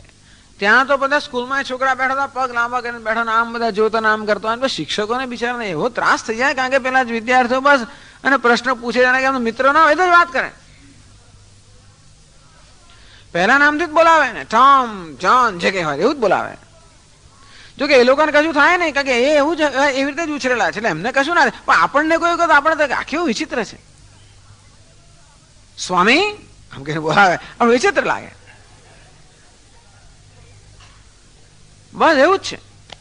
અને આ વેશ પહેર્યો કે માથું મોડાવ્યું એટલે કે એ તમે નમસ્કાર કરવા એવું માનશો નહીં તમે. એટલે માત્ર પશ્ચિમના એટલે શું, આપણા ભારતીય લોકોના ઉછરેલા બાળકો આપણે એવા જ હોય. એમના મને કે એ ભારતીય છે જ ને, એ પણ અમેરિકન છે કે જે હોય તે જ છે, ત્યાં જ ઉછરેલા છે. અને આપણા માતા પિતા બિચારા ભારતીય લોકો હોય, અહીંથી આજથી 30 વર્ષ પહેલા ગયા હોય, એ આપણા દેશી લોકો હોય, આપણા જેવા હોય. એમના દીકરાઓ, એમના સંતાનો હોય એ તદ્દન પાશ્ચાત્ય હોય. કલ્ચરલ ગેપ, આ સંસ્કૃતિનો એક મોટો જાણે મોટી ખાઈ હોય ના હોય. એટલે હવે આપણે સ્વામીજીને બોલાવે એટલે પછી માતા પિતા તો ઈચ્છે ને કે એમને સંતા બાળક હોય એમના સ્વામીજીનો આદર કરવો જોઈએ, જરા પ્રણામ કરવા જોઈએ. કમાન પ્રોસ્ટેટ એમ. એટલે એક મને કે આ શું આખો પ્રોસ્ટેટ છે ને આખો નમસ્કાર શેનો કરે કરે જો એક જણ ઘરવાળો નમસ્કાર કર્યા કરવાના હું કેમ શું વાંધો છે કે હું નમસ્કાર ના કરું? એ નમસ્કાર યોગ્ય હોય તો હું નમસ્કાર કરું, ગમે તે નમસ્કાર ના કરો પેલા એટલે પેલાની યોગ્યતા પૂર્વા કરે ત્યારે બાકી ત્યાં સુધી બસ જે છે તે છે. જો કે આમાં બંને બાજુ છે. આપણે બધાને નમસ્કાર કરે એટલે આપણું શોષણ પણ થાય, આપણો લાભ પણ લેવાય, બધું થાય. આપણે જરાય બુદ્ધિ ના વાપરીએ તો એવું થાય, એ જુદી વાત છે. એટલે આપણું શાસ્ત્ર એમ સંસ્કૃત નથી કહેતી કે બુદ્ધિનો ઉપયોગ જ ના કરવો. જે જગ્યાએ જેટલું દેખાય, તમે સૌરાષ્ટ્રમાં જાઓ ને ત્યારે જ્યાં જ દેખે એક ઝાડ પર પેલી ચુંદડીઓ લટકાવે, જ્યાં જ્યાં બધા પ્રણામ કરતા જ ટૂંકમાં અંત જ નથી પછી આનો તો. એ વળી પછી બીજી એક સીમા છે. ચાલો એ જુદી વાત છે. પણ એટલે આ તો શ્રદ્ધા, નમ્રતા, અનૌદ્ધત્ય, ઉદ્ધતાનો અભાવ બહુ મોટી વસ્તુ છે. તો આ આરોણીમાં જે સ્વયં ગુરુ છે એ પણ રાજા પાસે જાય છે અને રાજા એને કહ્યું કે શું જોઈએ છે? ચાલો જે ધન જોઈએ માગી લો. તો કે નહીં, આપનું ધન આપણી પાસે રાખો. જેમ નચિકેતા કે ને યવરાજને તવય વાહા સ્તવ નૃત્ય ગીતે, હે અમ રાજા આપના વાહનો નૃત્ય ગીત બધું આપણી પાસે રાખો. મને તો મારા પુત્રને સમક્ષ જે આ 5 પ્રશ્નોની વાત કરી એના વિશે મને ઉપદેશ કરો. સકૃચ્છી બહુ. એ રાજા થોડો ધર્મ સંકટમાં પડી ગયો. કઈ તે વખતે કઈ ના બોલ્યો. તમ ચિરમ વસેથી આજ્ઞાપયાંચકાર. એમણે અરુણને કહ્યું તમે અહીંયા દીર્ઘકાળ સુધી નિવાસ કરો અને પછી હું તમને ઉપદેશ કરીશ. તરત ના કરે. તમ હોવાચ યથામાત્વમ ગૌતમ અવાદ યથા એમ ન પ્રાક્ત્વત પુરા વિદ્યા બ્રાહ્મણાન ગચ્છતિ. આવું કેમ કર્યું? એક વર્ષ નિવાસ કર્યો ગૌતમે અને પછી રાજાને કહે હે ગૌતમ, જે રીતે તમે આજે મને પૂછ્યું ને આ વિદ્યા માટે, તો પૂર્વમાં ક્યારેય પણ કોઈ બ્રાહ્મણ પાસે આ વિદ્યા ગઈ નથી. તસ્માદ સર્વેષુ લોકેષુ ક્ષત્રિયસ્ય પ્રશાસનમ અભૂદિતિ. આ વિદ્યા હંમેશા ક્ષત્રિયો પાસે જ રહેલી છે. એટલા જ માટે સર્વત્ર ક્ષત્રિયોનું પ્રશાસન રહેલું છે, કારણ કે આ વિદ્યા બ્રાહ્મણ પાસે ગઈ નથી. અને એટલા માટે તમે એક અવિધ નિવાસ કરો. આમ કરીને ટૂંકમાં નિવાસ કરીને આવું કહ્યું એટલે તું મને ક્ષમા કરો. મારાથી કઈ અવિવેક થઈ ગયો હોય કે તરનું વિદ્યા પ્રદાન ન કરી શક્યો હોવ એ માટે મને ક્ષમા કરો, કારણ કે આજ સુધી આ વિદ્યા ક્યારે પણ બ્રાહ્મણો પાસે ગઈ નથી. આ તમે પહેલા છો કે તમને પ્રાપ્ત થાય છે અને તમારી દ્વારા બીજા બ્રાહ્મણોને પ્રાપ્ત થશે. એટલે આ વિદ્યા અમુક પ્રકારની વિદ્યા છે જે ક્ષત્રિયોમાં જળવાઈ રહેલી, જેને કારણે ક્ષત્રિયોમાં શાસકતા આવી. અને પછી કયો ઉપદેશ કર્યો? બધા 5 પ્રશ્નો કર્યા. એમનો 5મો પ્રશ્ન કે જે જળની આહુતિ આપવામાં આવે છે એ આહુતિ છે તો પુરુષ કેવો બની જાય છે. પંચાગ્નિ વિદ્યા જેને કહેવામાં આવે છે, બહુ પ્રસિદ્ધ વિદ્યા છે ઉપનિષદોમાં પંચાગ્નિ વિદ્યા. અને બતાવે છે કેવી રીતે આ જગતની અંદર એક આવી રીતે એક વૈશ્વિક યજ્ઞ ચાલી રહેલો છે. તસ્માદ અગ્નિ સમિલો યસ્ય સૂર્ય સોમાત પર્જન્ય ઔષધે પૃથિવ્યામ પુમાન રેત સિંચતિ યોષિદાયામ બહવી પ્રજા અક્ષરાત સંબભૂવ. મુંડકોપનિષદમાં કહેવામાં આવ્યું. એમાં બતાવ્યું કેવી રીતે વૈશ્વિક યજ્ઞ ચાલી રહ્યો છે. તસ્માદ અગ્નિ, સૌથી પહેલા અગ્નિ અર્થાત આ સ્વર્ગની ઉત્પત્તિ થઈ. અગ્નિ નામનો સ્વર્ગ નામનો એક આ અગ્નિ છે, કલ્પના કરવામાં આવી. સમિદો યસ્ય સૂર્ય હે, આ સૂર્ય છે એનું બળતણ છે, એમાંથી ચંદ્રની ઉત્પત્તિ થઈ. સોમાત પર્જન્ય હે, એમાંથી પર્જન્યની અર્થાત આ વાદળની ઉત્પત્તિ થઈ. એમાંથી વાદળ પછી પૃથ્વી પર આવ્યા. એમાંથી ઔષધિની ઉત્પત્તિ થઈ. એમાંથી અન્નની ઉત્પત્તિ થઈ. એમાંથી આ મનુષ્ય અન્ન ખાધું, એમાંથી વીરની ઉત્પત્તિ થઈ. એમાંથી પછી બાળકની ઉત્પત્તિ થઈ. અને આ રીતે બહવી પ્રજા પુરુષાત સંપ્રસૂતા અક્ષરાત સંપ્રસૂતા, આ પરમાત્માથી આ બધી પ્રજા જન્મી. આમાં વૈશ્વિક યજ્ઞના પરિણામે આ જીવન છે અને જીવનનું સંચાલન છે, વૃદ્ધિ છે. અને પંચાગ્નિ કહેવામાં આવે છે. તો આ પ્રકારની ઉપાસના, વૈશ્વિક યજ્ઞની ઉપાસના, તો એને માટેનો મંત્ર છે આપણો 17મો મંત્ર. ત્યાં શરૂ કરે છે असौ वावलोकः गौतमाग्निः तस्य आदित्य एव समित रश्मयो धूमः अहरर्चिः चंद्रमा अंगाराः नक्षत्राणि विस्फुलिंगाः असौ वावलोकः गौतम अग्निः। हे गौतम असौ लोकः अग्निः आ प्रसिद्ध द्युलोक स्वर्ग लोक છે એ અગ્નિ છે। પંચાગ્નિ વિદ્યા 5 અગ્નિ છે। આ સમગ્ર જગતનું જે તંત્ર ચાલી રહ્યું છે એ તંત્ર ક્યારે ચાલે? જ્યારે યજ્ઞ હોય ત્યારે। ભગવાને કહ્યું ને યજ્ઞાત ભવતિ પર્જન્યઃ अन्नात् भवन्ति भूतानि पर्जन्यात् अन्न संभवः यज्ञात् भवति पर्जन्यः। अन्नात् भवन्ति भूतानि आ प्राणी બધા અન્નમાંથી ઉત્પન્ન થાય છે। અન્ન શેમાંથી ઉત્પન્ન થાય છે? पर्जन्यात् अन्न संभवः अन्न વૃષ્ટિમાંથી ઉત્પન્ન થાય છે। અને વૃષ્ટિ ક્યાંથી આવે? યજ્ઞાत् ભવતિ પર્જન્ય। આ યજ્ઞમાંથી આ વૃષ્ટિ આવે છે। हे अर्जुन तू જોતો ખરો કે આ સમગ્ર જગતને યજ્ઞ ચાલી રહ્યો છે અને મને તારે પણ તારો સૂર પુરાવો જોઈએ। આ રીતે ભગવાન ત્રીજા અધ્યાયમાં અર્જુનને યજ્ઞનો ઉપદેશ કરે છે। એવા એક યજ્ઞનો વિસ્તારથી વર્ણન છે। असौ वावलोकः अग्निः। हे गौतम असौ लोकः આ જે લોક છે અર્થાત સ્વર્ગ લોક છે એ અગ્નિ છે। તસ્ય આદિત્ય એવ સમિત અંતો આદિત્ય સૂર્ય જે છે એ એનું સમિત છે। સમિત એટલે બોલું બળતણ। અગ્નિમાં સમિત આપણે લાકડા મૂકીએ ત્યારે અગ્નિ પ્રજ્વલિત થાય। રશ્મય ધૂમઃ પછી આપણે જેવા લાકડા અગ્નિમાં નાખીએ એટલે ધુમાડો નીકળે ને તેવી રીતે આ સૂર્યરૂપી બળતણ જે છે એ આ સ્વર્ગરૂપી અગ્નિમાં જયારે હોમવામાં આવે નાખવામાં આવે ત્યારે એમાંથી ધુમાડા નીકળે। કયા ધુમાડા? રશ્મય આ સૂર્યના કિરણો છે એ જાણે ધુમાડા સમાન છે। પછી એમાંથી પેલી જ્વાળા નીકળે। આહ અર્ચિ આ સૂર્યમાંથી પછી આ જે દિવસ છે આ દિવસ શું છે? અગ્નિ સમાન છે, અગ્નિ જ્વાળા સમાન છે। અને પછી અંગારા પેલા રે આ જયારે અગ્નિ ઓલવાઈ જાય તો શું રે? અંગારા।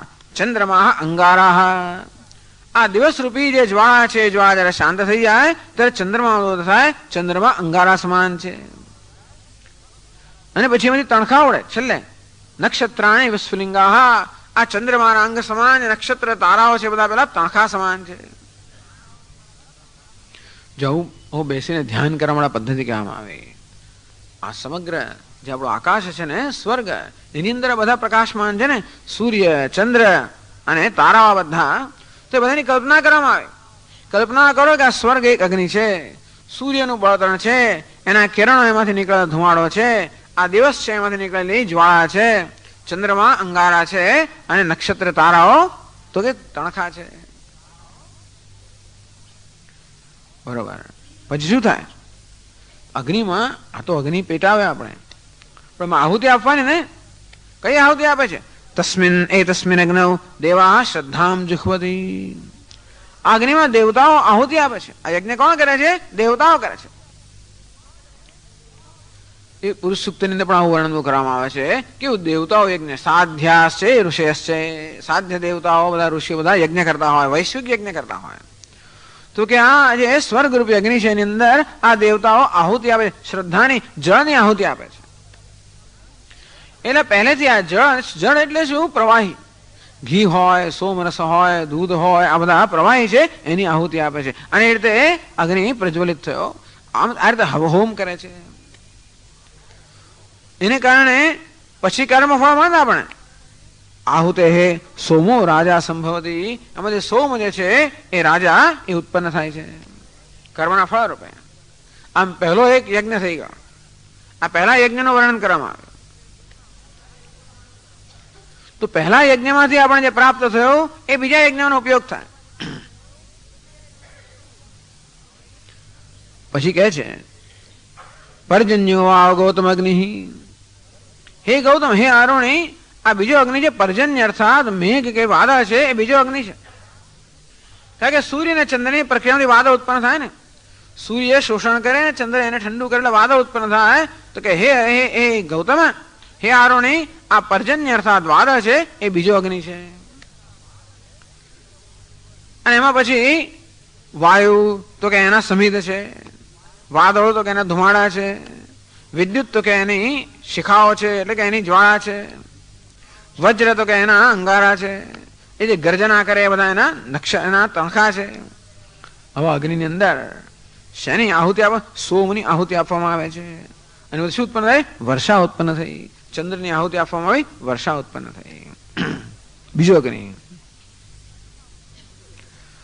પછી ત્રીજો પૃથ્વી વાવ ગૌતમ અગ્નિ. ત્રીજો અગ્નિ કયો છે? પૃથ્વી. કારણ કે જો આ સૂર્ય રૂપી બળતણ અને ચંદ્રની આહુતિ આપવામાં વાદળ ઉત્પન્ન થાય. આ વાદળો બધી પૃથ્વી પર આવે તો સૂર્ય ચંદ્ર જે છે એની આહુતિ આપવામાં આવે, જેથી વાદળ ઉત્પન્ન થાય. આ વાદળની આહુતિ આપવામાં આવે શેમાં? પૃથ્વી રૂપે અગ્નિમાં. વાદળની પૃથ્વી રૂપે અગ્નિમાં આહુતિ આપવામાં આવે તો ઔષધિ ઉત્પન્ન થાય. એટલે કે છે પૃથ્વી વાવ ગૌતમ અગ્નિ. હે ગૌતમ, આ પૃથ્વી ત્રીજો અગ્નિ છે. પછી એના જુદા અંગ કહે છે. આ સંવત્સર જે છે એની સમિત છે, આકાશ તો કે એનો ધુમાડો, રાત્રિ તો કે એની જ્વાળાઓ, દિશાઓ તો કે એના અંગારા અને અવાંતર દિશાઓ એના તો કે તણખાઓ છે. આ પૃથ્વી રૂપે અગ્નિમાં વર્ષાની આહુતિ આપવામાં આવે છે. વર્ષા જાય એની આહુતિ આપવામાં આવે, એમાંથી અન્ન ઉત્પન્ન થયું. ત્રીજો અગ્નિ, ત્રીજો યજ્ઞ. પુરુષ વાવ ગૌતમ અગ્નિ. ચોથો અગ્નિ કોણ છે? આ પુરુષ અગ્નિ છે. પુરુષ એટલે મનુષ્યનો પુરુષ. અને એમાં શેની આહુતિ આપવામાં આવે છે? અન્નની આહુતિ આપવામાં આવે છે. એમાં શું ઉત્પન્ન થયું? રેતસ વીર્ય ઉત્પન્ન થયું. પાંચમો અગ્નિ કોણ છે? સ્ત્રી પાંચમો અગ્નિ છે. પેલા રેતની આહુતિ એમાં આપવામાં આવે છે, એમાંથી ગર્ભ ઉત્પન્ન થયો, એમાંથી બાળક ઉત્પન્ન થયું. તે આહુતે ગર્ભ સંભવતી. એને આ રીતે પાંચમી આહુતિમાંથી પહેલી આહુતિ જે આપવામાં આવેલી જળ, એ છેવડા બધા દ્વારા આહુતિ એક જ પહેલી આપી, શ્રદ્ધાની જળ નહીં. એમાંથી સોમ ઉત્પન્ન થયો, એમાંથી પર્જન્ય ઉત્પન્ન થયું, એમાંથી વૃષ્ટિ ઉત્પન્ન થઈ, એમાંથી અન્ન ઉત્પન્ન થયું, એમાંથી રેતસ ઉત્પન્ન થયું, એમાંથી ગર્ભ ઉત્પન્ન થયો. અને તેથી 18મા મંત્રમાં કહે છે ઇતિ તો પંચમ્યામ આહુતૌ આપઃ પુરુષવચસો ભવન્તિ ઇતિ સહ ઉલ્બાવૃતો ગર્ભઃ દશવા નવવા માસાન અંતઃશયિત્વા યાવદ્વાસ જાયતે. ઇતિ તો આ પ્રકારે હે ગૌતમ પંચામ આહુતો આપ પુરુષ વચસો ભવંતી. પહેલી આહુતિ જે આપ એટલે કે જળ હતું કે પ્રવાહી હતું, એ જ આ બધી પાંચ આહુતિ પછી છેવટે પુરુષ બની ગયો. સ ઉલ્બાવૃતો ગર્ભ દશવા નવવા માસાન અંતઃશયિત્વા. એ જ ઉલ્બમાં આવૃત થયેલો જે ગર્ભ છે એ 10 માસ સુધી કે 9 માસ સુધી અંદર શયન કરીને અથ જાય તે, અને પછી એનો જન્મ થાય છે પુરુષનો એટલે મનુષ્યનો બાળકનો જન્મ થયો. સ જાત યાવત આયુષ્યમ જીવતી. જન્મ્યા પછી એનું જેટલું આયુષ્ય હોય ત્યાં સુધી જીવે. તમ પ્રેતમ દિષ્ટમ ઇતઃ અગ્નય એવ હરંતી. અને પછી એનું મૃત્યુ થાય ત્યારે વળી પાછા આ બધા લોકોને ક્યાં લઈ જાય છે? અગ્નિ તરફ જ લઈ જાય છે. આ જન્મ્યો અને પછી રે એના પ્રારબ્ધ પ્રમાણે જીવે, એનું મૃત્યુ થાય ત્યારે વળી પાછો એને અગ્નિ પાસે જ લઈ જાય છે. કેમ? યત એવ ઇતઃ યત સંભૂતો ભવતી. જેમાંથી આવ્યો એમાં જ પાછો જાય છે. અગ્નિમાંથી ઉત્પન્ન થયો એટલા જ માટે આપણે ત્યાં આ રીતે અગ્નિ સંસ્કાર કરવાની જે પ્રથા છે કે આ દેહને વળી પાછો અગ્નિમાં અર્પણ કરવામાં આવે છે. અગ્નિમાંથી ઉત્પન્ન થયો, આ છેલ્લી આહુતિ આપવામાં આવી, અગ્નિમાં એને અર્પણ કરવામાં આવ્યો. આ રીતે એક બીજું ધ્યાન અને પંચાગ્નિ વિદ્યા કહેવામાં આવે છે, અહીંયા આપવામાં આવી.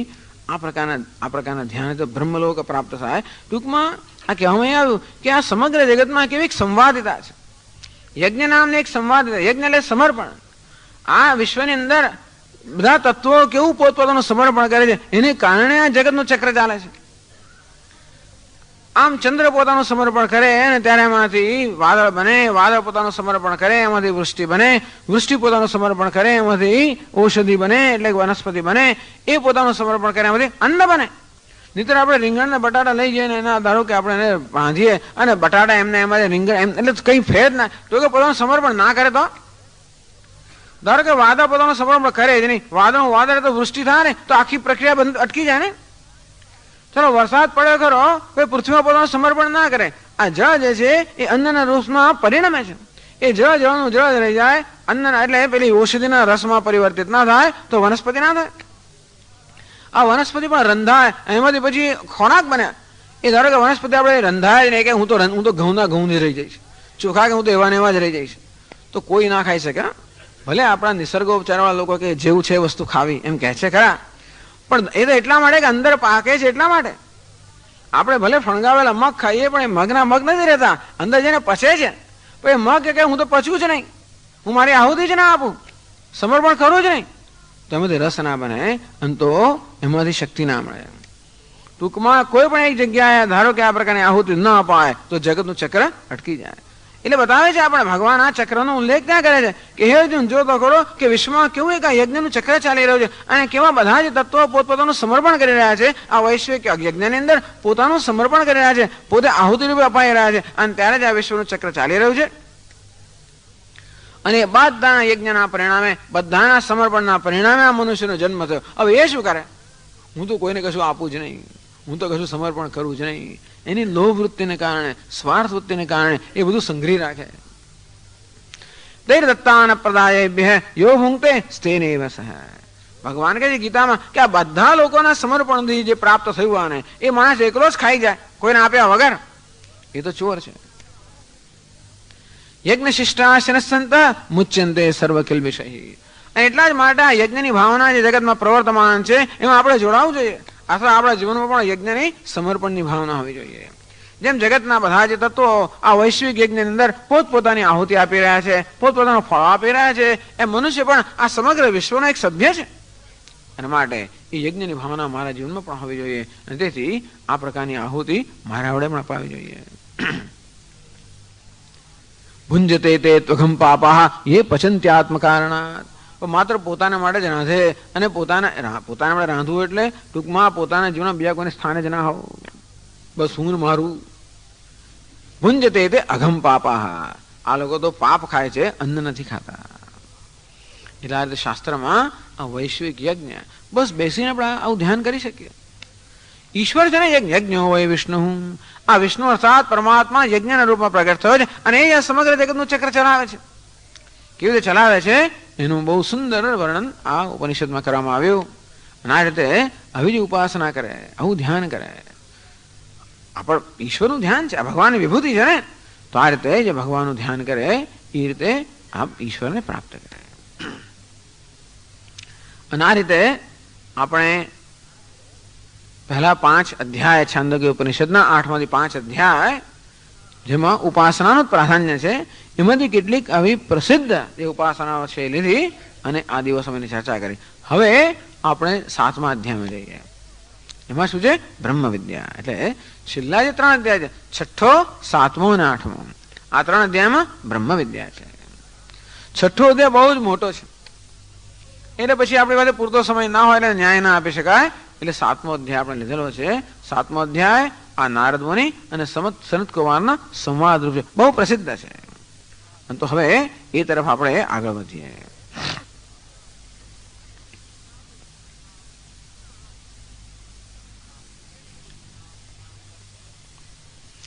આમાં તમે જોશો કે બ્રહ્મનો ઉપદેશ છે આ 7મા અધ્યાયની અંદર. એ બ્રહ્મની ભૂમા કહેવામાં આવ્યો. ભૂમન એટલે જે સર્વવ્યાપ્ત છે, જે મહાન છે, એનું નામ ભૂમન એટલે કે બ્રહ્મ. બ્રહ્મ માટે 2 શબ્દ વાપરવામાં આવ્યો, ભૂમન.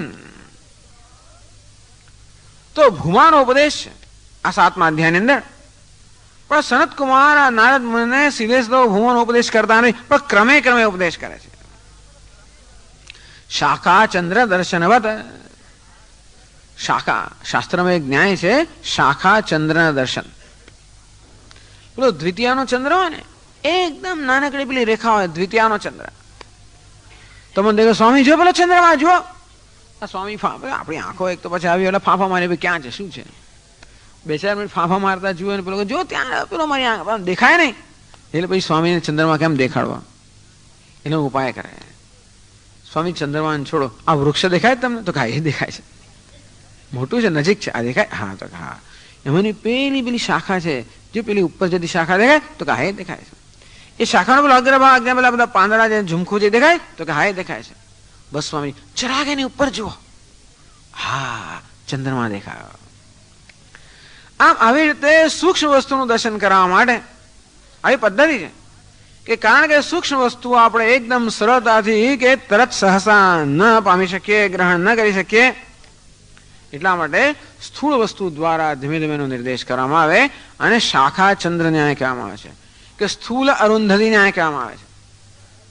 એ પ્રથા છે કે જ્યારે આ દંપતી એમનું લગ્ન જ્યારે થાય ત્યારે એમ પેલો અરુંધતીનો તારો સપ્તર્ષિ છે ને, એમાં એક તારો જે નાનામાં નાનો છે એને એકદમ ઝાંખામાં ઝાંખો એ અરુંધતીનો તારો છે.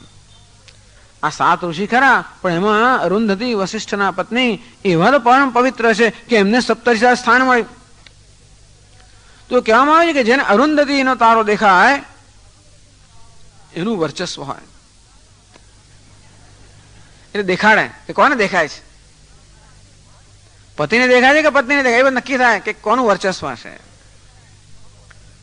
પેલા અરુંધતીનો હતો તો અરુંધતી તારા જોવાનું ચાલો વર્ચસ્વ જવા દો, પણ પછી અરુંધતીના દર્શન કરવાની એક પ્રથા છે કે કરવા જોઈએ દર્શન. તો અરુંધતીના દર્શન કરાય પણ એ તારો એટલો બધો ઝાંકો એવો સૂક્ષ્મ કે દેખાય નહીં. એટલે સ્થૂલ અરુંધતી ન્યાય, આવો જ ન્યાય. ભાઈ પેલો તને ચંદ્રમા દેખાતા, ચંદ્રમા તો દેખાય છે, મોટું મોટું દેખાય છે. જો પછી એની ચંદ્રમા પછી એક બીજો પેલો પ્રકાશિત તારો હોય એ તને દેખાય તો કે હા. જયારે ઓછો પ્રકાશિત એ દેખાય તો કે હા. એથી ઓછો પ્રકાશિત પેલો દેખાય તો કે હા. પછી વશિષ્ઠ એ દેખાય તો કે હા. પછી બાજુમાં અરુંધતી કે હા. જો આમ સ્થૂળમાંથી સૂક્ષ્મ આ પ્રકારની શાસ્ત્રની એક પદ્ધતિ છે. એવી પદ્ધતિ આ 7મા અધ્યાયમાં અપનાવવામાં આવી છે. સોપાન આરોહણવત, જેમ પગથિયે આપણે ચડતા હોઈએ સ્થૂલાદ આરભ્ય સૂક્ષ્મ સૂક્ષ્મતરમ છે. આ સ્થૂળથી પ્રારંભ કરીને સૂક્ષ્મ અને સૂક્ષ્મતર અને સૂક્ષ્મતમ જે વસ્તુ છે એ બુદ્ધિ વિષય જ્ઞાપયિત્વા, એ આપણી બુદ્ધિમાં એનું જ્ઞાન કરવા માટે આ પ્રકારની પદ્ધતિ આ ઉપદેશમાં અપનાવવામાં આવી છે. તદ્વ્યક્તે સ્વરાજ્ય અભિષેક્ષ્યામિ, આ શાસ્ત્ર શું ઈચ્છે છે કે એને સ્વરાજ્યમાં અભિષેક કરવા. આમ સ્વરાજ આપણો જન્મ સિદ્ધ હક છે. કોઈ સ્વરાજ? આંતરિક સ્વરાજ, આંતરિક સ્વતંત્રતા એ મનુષ્યનો જન્મ સિદ્ધ હક છે. અને શાસ્ત્ર ઈચ્છે છે કે એને આ પ્રકારના રાજ્યમાં સ્વરાજ્યમાં એનો અભિષેક કરવો. કેવી રીતે કરો? આ રીતે સોપાન આરોહણ ક્રમેણ, આ સ્થૂળમાંથી ધીમે ધીમે આરોહણ કરતા કરતા ખૂબ બધા સોપાન છે. સૂક્ષ્મતમ જે તત્વ છે એ તત્વના દર્શન કરાવીને એને સ્વરાજ્યમાં સ્થાપિત કરવો. તો આ પ્રકારની પદ્ધતિ છે. એમાં આખ્યાયિકા નારદ અને સનતકુમાર એને સંવાદ રૂપક આખ્યાયિકા છે કે નારદજી સનતકુમાર પાસે જઈને આ જ્ઞાન માટે પ્રાર્થના કરે છે. આવું કેમ આખ્યાયિકા હતું પરવિદ્યા સ્તુત્યર્થ. આ બ્રહ્મ વિદ્યાની સ્તુતિ કરવા માટે આખ્યાયિકા છે. કેવી રીતે સ્તુતિ થાય છે ભાઈ? આમાં પ્રકટ રીતે સ્તુતિ કરવામાં આવી નથી, પણ આખ્યાયિકા દ્વારા જ બ્રહ્મ વિદ્યાની સ્તુતિ થાય છે. કઈ રીતે? તો કે નારદો દેવર્ષિ કૃત કર્તવ્ય. આ નારદ જેવું દેવર્ષિણામ છે. નારદ ભગવાન નારદ મુનિ માટે શું કહે છે? દેવર્ષિણામ છે નારદ. આ નારદ દેવર્ષિ છે. ઋષિઓમાં પણ ઘણી બધી કક્ષાઓ હોય છે. તો રાજર્ષિ હોય અને પછી બ્રહ્મર્ષિ હોય. આ કેવા છે? દેવર્ષિ. આ દેવતાઓના ઋષિ, દેવતા અને ઋષિ. કૃત કર્તવ્ય, જીવનમાં જે કંઈ કરવાનું છે બધું કર્યું, ટૂંકમાં બધી પોતાની ફરજો બજાવી ચૂક્યા છે. અર્થાત કોઈ એમનું કર્તવ્ય બાકી રહ્યું નથી. સર્વ વિદ્યા, અને આપણે જોઈશું તે પ્રમાણે બધા પ્રકારની વિદ્યા ધરાવનાર છે નારદ મુનિ, બધા પ્રકારનું જ્ઞાન ધરાવનાર છે. તથાપિ અનાત્મજ્ઞાત શુશોચ એવ, અને છતાં પણ નારદ મુનિ આવા મહાન હોવા છતાં પણ, આવા સિદ્ધ હોવા છતાં પણ એમને શોક હતો. એ શોક કરતા હતા, અર્થાત શોક મગ્ન હતા. તો આવા નારદ મુનિ આવા જે મહાન અને આટલા બધા સિદ્ધ હતા, એમને પણ જયારે શોકમાં હતા, એમને પણ શોક થતો હતો.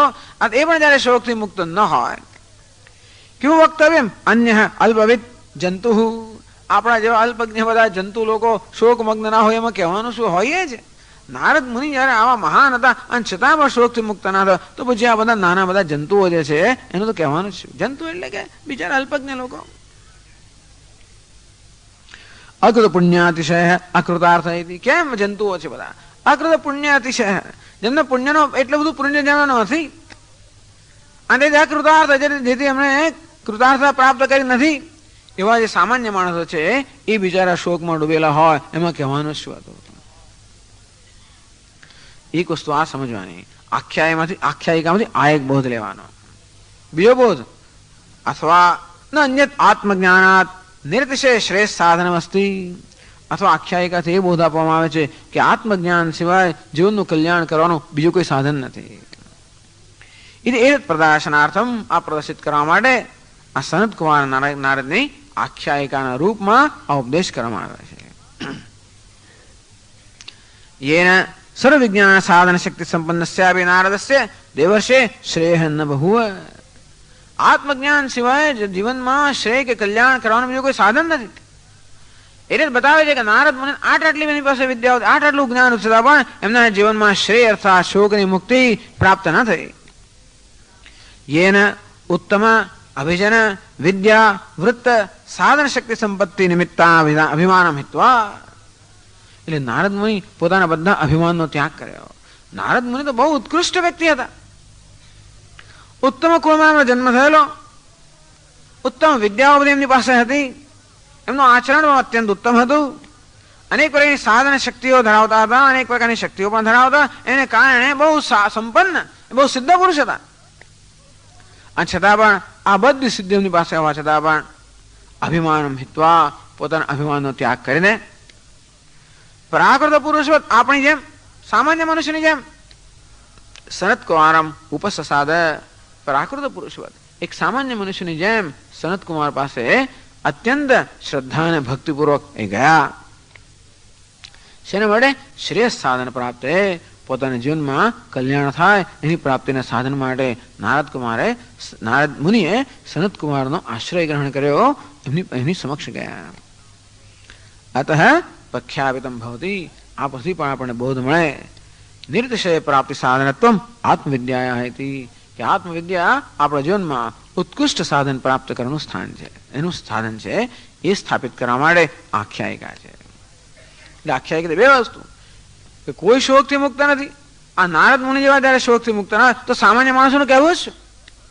એ ઉપરાંત કોઈ પણ વિદ્યા મનુષ્યનું કલ્યાણ, અંતિમ કલ્યાણ કરવા માટે પર્યાપ્ત નથી.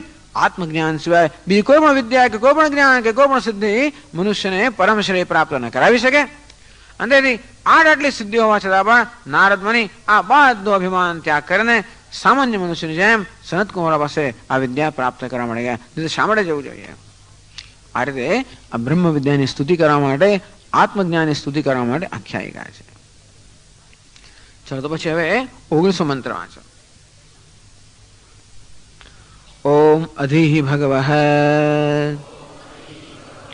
ઇતિહ ઉપસસાદ સનત કુમારમ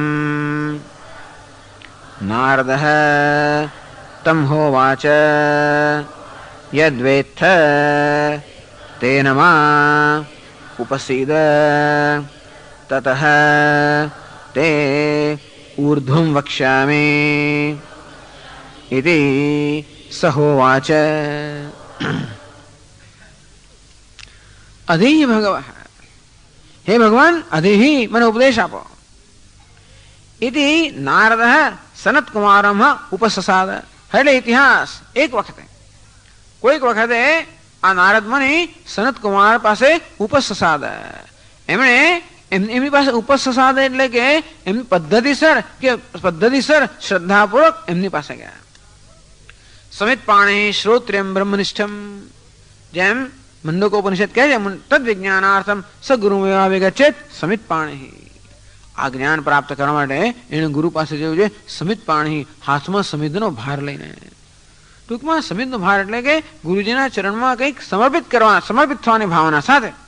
આમ તો સમિત એટલે પેલો બળતણનો ભાર, સૂકી પેલી ડાળીઓ હોય ને જ્યાં બધી, એ બધાનો ભાર, કારણ કે જેથી એમને ગુરુજીને કામમાં લાગે, એ રોજ હવન કરતા હોય એના માટે. પણ એ તો પ્રતીક છે. એટલે એમને ભાર આવે, ચરણમાં ધરીએ સમિતનો ભાર, એટલે ટૂંકમાં મારી જાતને હું સમર્પિત કરું છું. આમ શ્રદ્ધા તદ્વિધિ પ્રણિપાતેન પરિપ્રશ્નેન સેવયા. ભગવાન પણ કહે છે પ્રણિપાતથી, સેવાથી, પરિપ્રશ્નથી. તો આ રીતે વિધિસર પદ્ધતિસર ગુરુજી પાસે જાઓ. એમાં પદ્ધતિ મહત્વની નથી, બહારનો આચાર મહત્વનો નથી. જે આંતરિક ભાવના છે મહત્વની છે. શ્રદ્ધાવાન લભતે જ્ઞાનમ. ભગવાન કહે છે ચોથા અધ્યાયની અંદર કે આજે નમસ્કાર વગેરે શું બતાવે છે? શ્રદ્ધા બતાવે છે. માત્ર બહાર નમસ્કાર કરવામાં આવતો પણ અંદર શ્રદ્ધા ન હોય તો એ ફળીભૂત થતા નથી. શ્રદ્ધાવાન લભતે જ્ઞાનમ અથવા શ્રદ્ધાપૂર્વક આવી રીતે ગુરુનું શરણ સ્વીકારે છે. તો નારદ મુનિ પણ આ રીતે શ્રદ્ધાપૂર્વક સનત કુમાર પાસે ગયા. ઉપસસાદ અધિ ભગવ, હે ભગવાન અધિ આપ મને ઉપદેશ કરો. તો આ રીતે ન્યાયથી યોગ્ય રીતે આ જિજ્ઞાસુ પોતાની પાસે આવ્યો છે, મારો આદર થવો જોઈએ. સનત કુમાર કહે કે ભાઈ માફ કરો, તો કે નહીં, ન્યાયપૂર્વક આવેલો છે.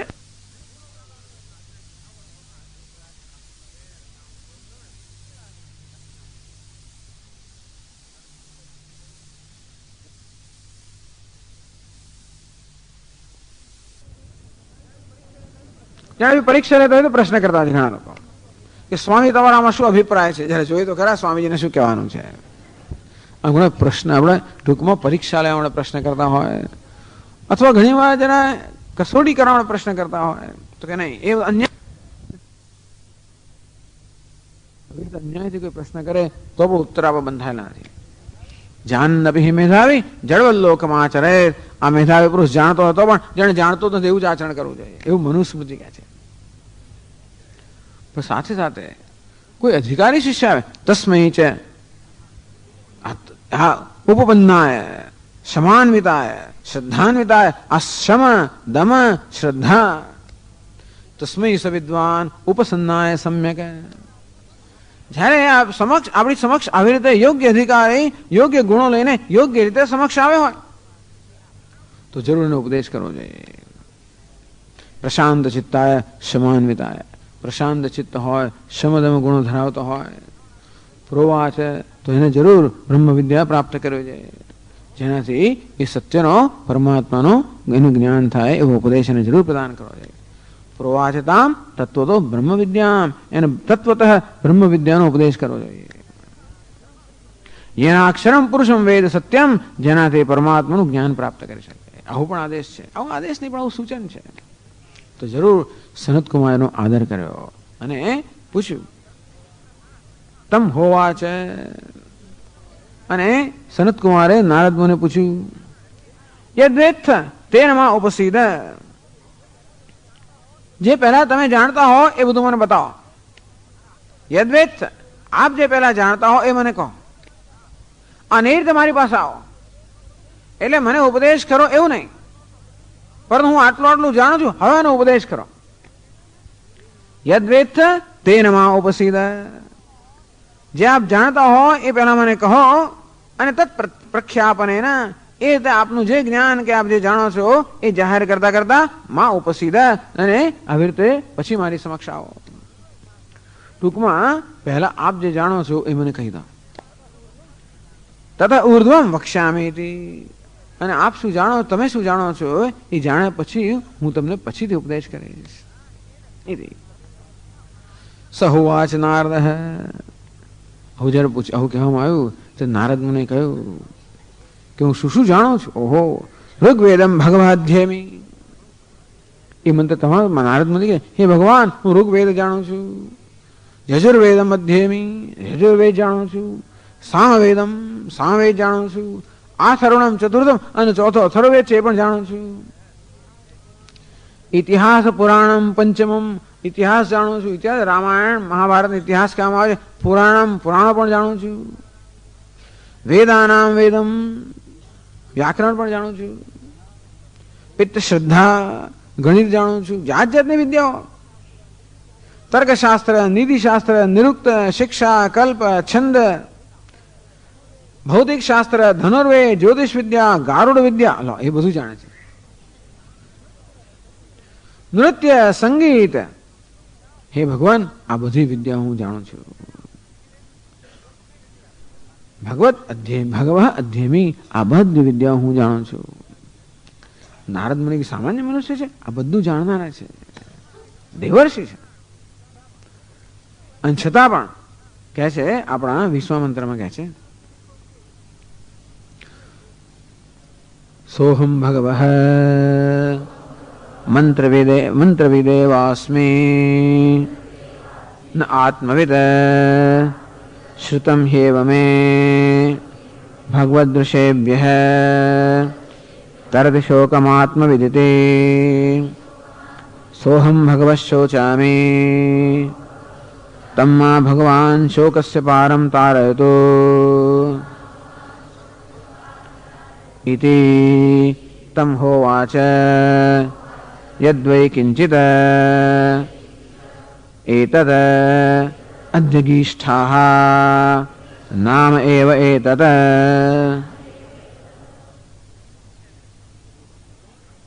સોહમ ભગવઃ, સોહમ એવો હું જે આ બધી વિદ્યાઓનો જાણકાર છે. તો પછી મારી પાસે શું જાણવા આવ્યા છે? આપ તો બધું જ જાણો છો. ઋગ્વેદ જાણો છો, યજુર્વેદ, સામવેદ, અથર્વવેદ, ઇતિહાસ, પુરાણ, વ્યાકરણ, શિક્ષા, કલ્પ, નિરુક્ત, છંદસ, જ્યોતિષમ, અરે સંગીત, કલા, શું તમે નથી? બધું જ તમે જાણો. તો મારે હવે આપને મારે શું કહેવાનું રહ્યું? મારી પાસે શું જાણવા માટે આવ્યા છો? સોહમ ભગવઃ મંત્રવિદેવમસ્મિ ન આત્મવિદ. હે ભગવાન, આટલું બધું જ્ઞાન પ્રાપ્ત કર્યા છતાં પણ હું માત્ર મંત્રનો જાણનારો રહ્યો, આત્માને જાણનારો ના બન્યો. મંત્રવિદ એટલે શબ્દાર્થ માત્ર વિજ્ઞાનવાન અહમસ્મિ. હું તો આ બધા મંત્રો જાણું, શબ્દો જાણું છું, શબ્દોના અર્થ જાણું છું, અને છતાં પણ આત્માને જાણતો નથી. આવું કેવું? શાસ્ત્રને જાણો છો, ઋગ્વેદ, યજુર્વેદ એટલે બધા ઉપનિષદ પણ આવી જાય, બધું જાણું છું, અને એનો કડકડાટ પાઠ કરી જાઉં, અને છતાં પણ હું માત્ર મંત્રવિદ છું, આત્મવિદ નથી. એટલે શું? તો કે મંત્રો જાણું છું, એમના શબ્દાર્થ પણ જાણું છું, પણ આત્માને જાણતો નથી. એવું કેવી રીતે? ઉપનિષદને જાણતા હો, વેદને જાણતા હો, અને વેદના મંત્રનો અર્થ પણ જાણતા હો, અને આત્મા ન જાણતો હોય, કેવી રીતે? કારણ કે આત્માનું પ્રતિપાદન તો શાસ્ત્રો કરતા હોય છે, ને તેથી એ શાસ્ત્ર જાણે તો આત્માને કેમ ના જાણીએ? તો કે યતો વાચો નિવર્તન્તે. નહીં, આત્મા કોઈ શબ્દનો અર્થ નથી થતો. શબ્દનો અર્થ જાણીએ અને તો પણ આત્માને જાણીએ એવો કોઈ નિયમ એટલા માટે નથી કે શબ્દનો વાચ્યાર્થ આત્મા નથી, શબ્દનો લક્ષ્યાર્થ આત્મા છે. ભગવાનનો વાચ્યાર્થ જાણું છું, ભગવાનના બધા મંત્રો હું જાણું છું, મંત્રના અર્થ પણ જાણું છું, અને છતાં મંત્રનો જે તાત્પર્ય છે આત્મા એ હું જાણતો નથી, ના આત્મવિદ. તો શું એમાં શું વાંધો છે? આત્માને ન જાણતો શું બગડી ગયું? કઈ એમાં શું વાંધો છે? શ્રુતમ હેવ મે ભગવદ્દૃશેભ્યઃ.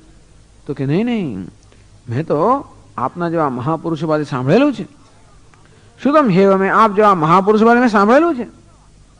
જેમ સત્યકામે કહ્યું એમ અહીંયા નારદ મુનિ પણ એ શબ્દ વાપરે છે.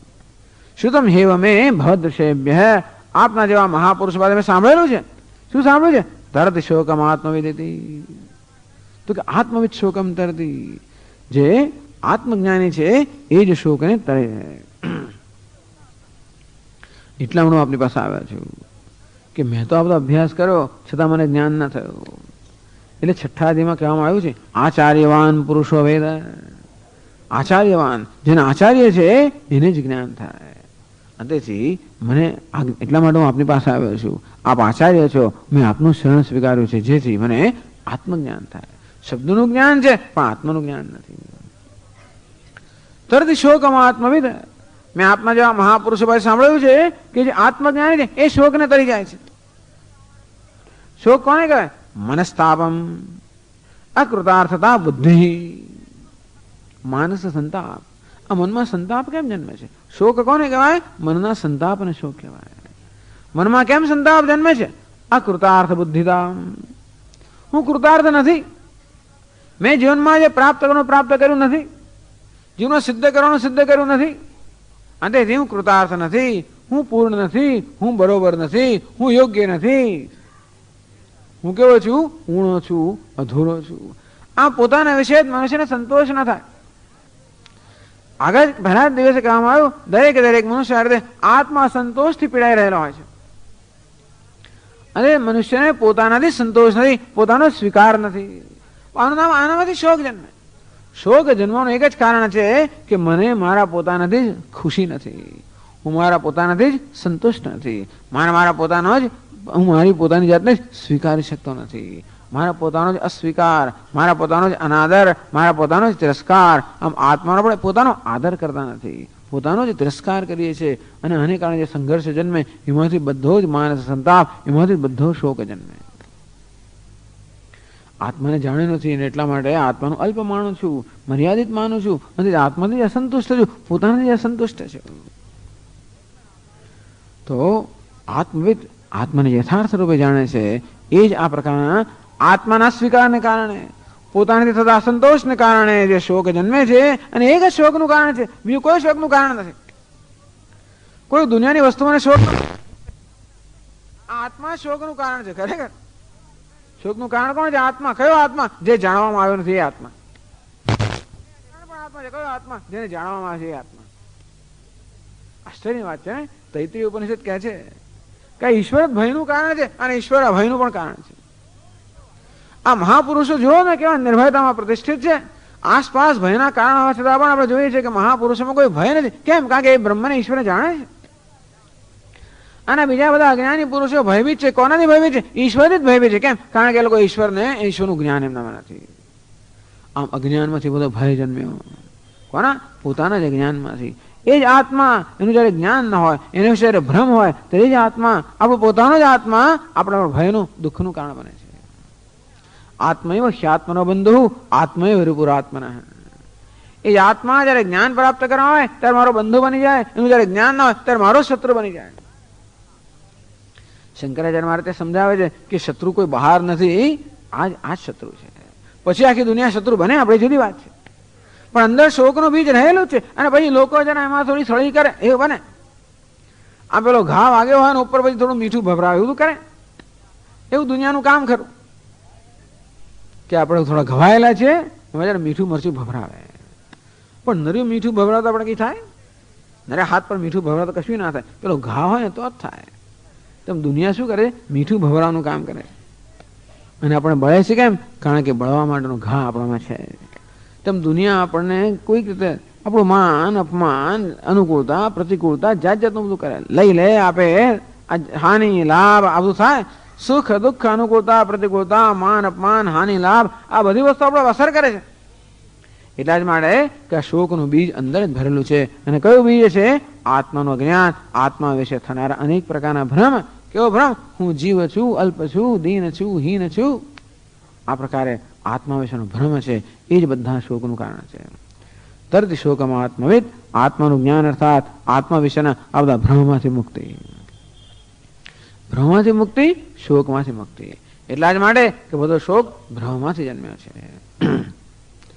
અને એટલા માટે સોહમ ભગવત શોચામી, હે ભગવાન આવો હું, આવો જ્ઞાની, આવો વિદ્વાન, જ્ઞાની આવો વિદ્વાન, આવો સિદ્ધ, આવો પ્રતિષ્ઠિત, આવો પ્રખ્યાત, આવો હોવા છતાં પણ શોચામી, હું શોક કરી રહ્યો છું. અકૃતાર્થ બુદ્ધ્યા, હજી મને મારા વિશે કૃતાર્થ બુદ્ધિ જન્મી નથી. અર્થાત હું હજી પૂર્ણ હોઉં, જીવનમાં જે પ્રાપ્ત કરવાનો મેં પ્રાપ્ત કર્યો એવી બુદ્ધિ એ પ્રકારની મારામાં એવી બુદ્ધિ જન્મી નથી.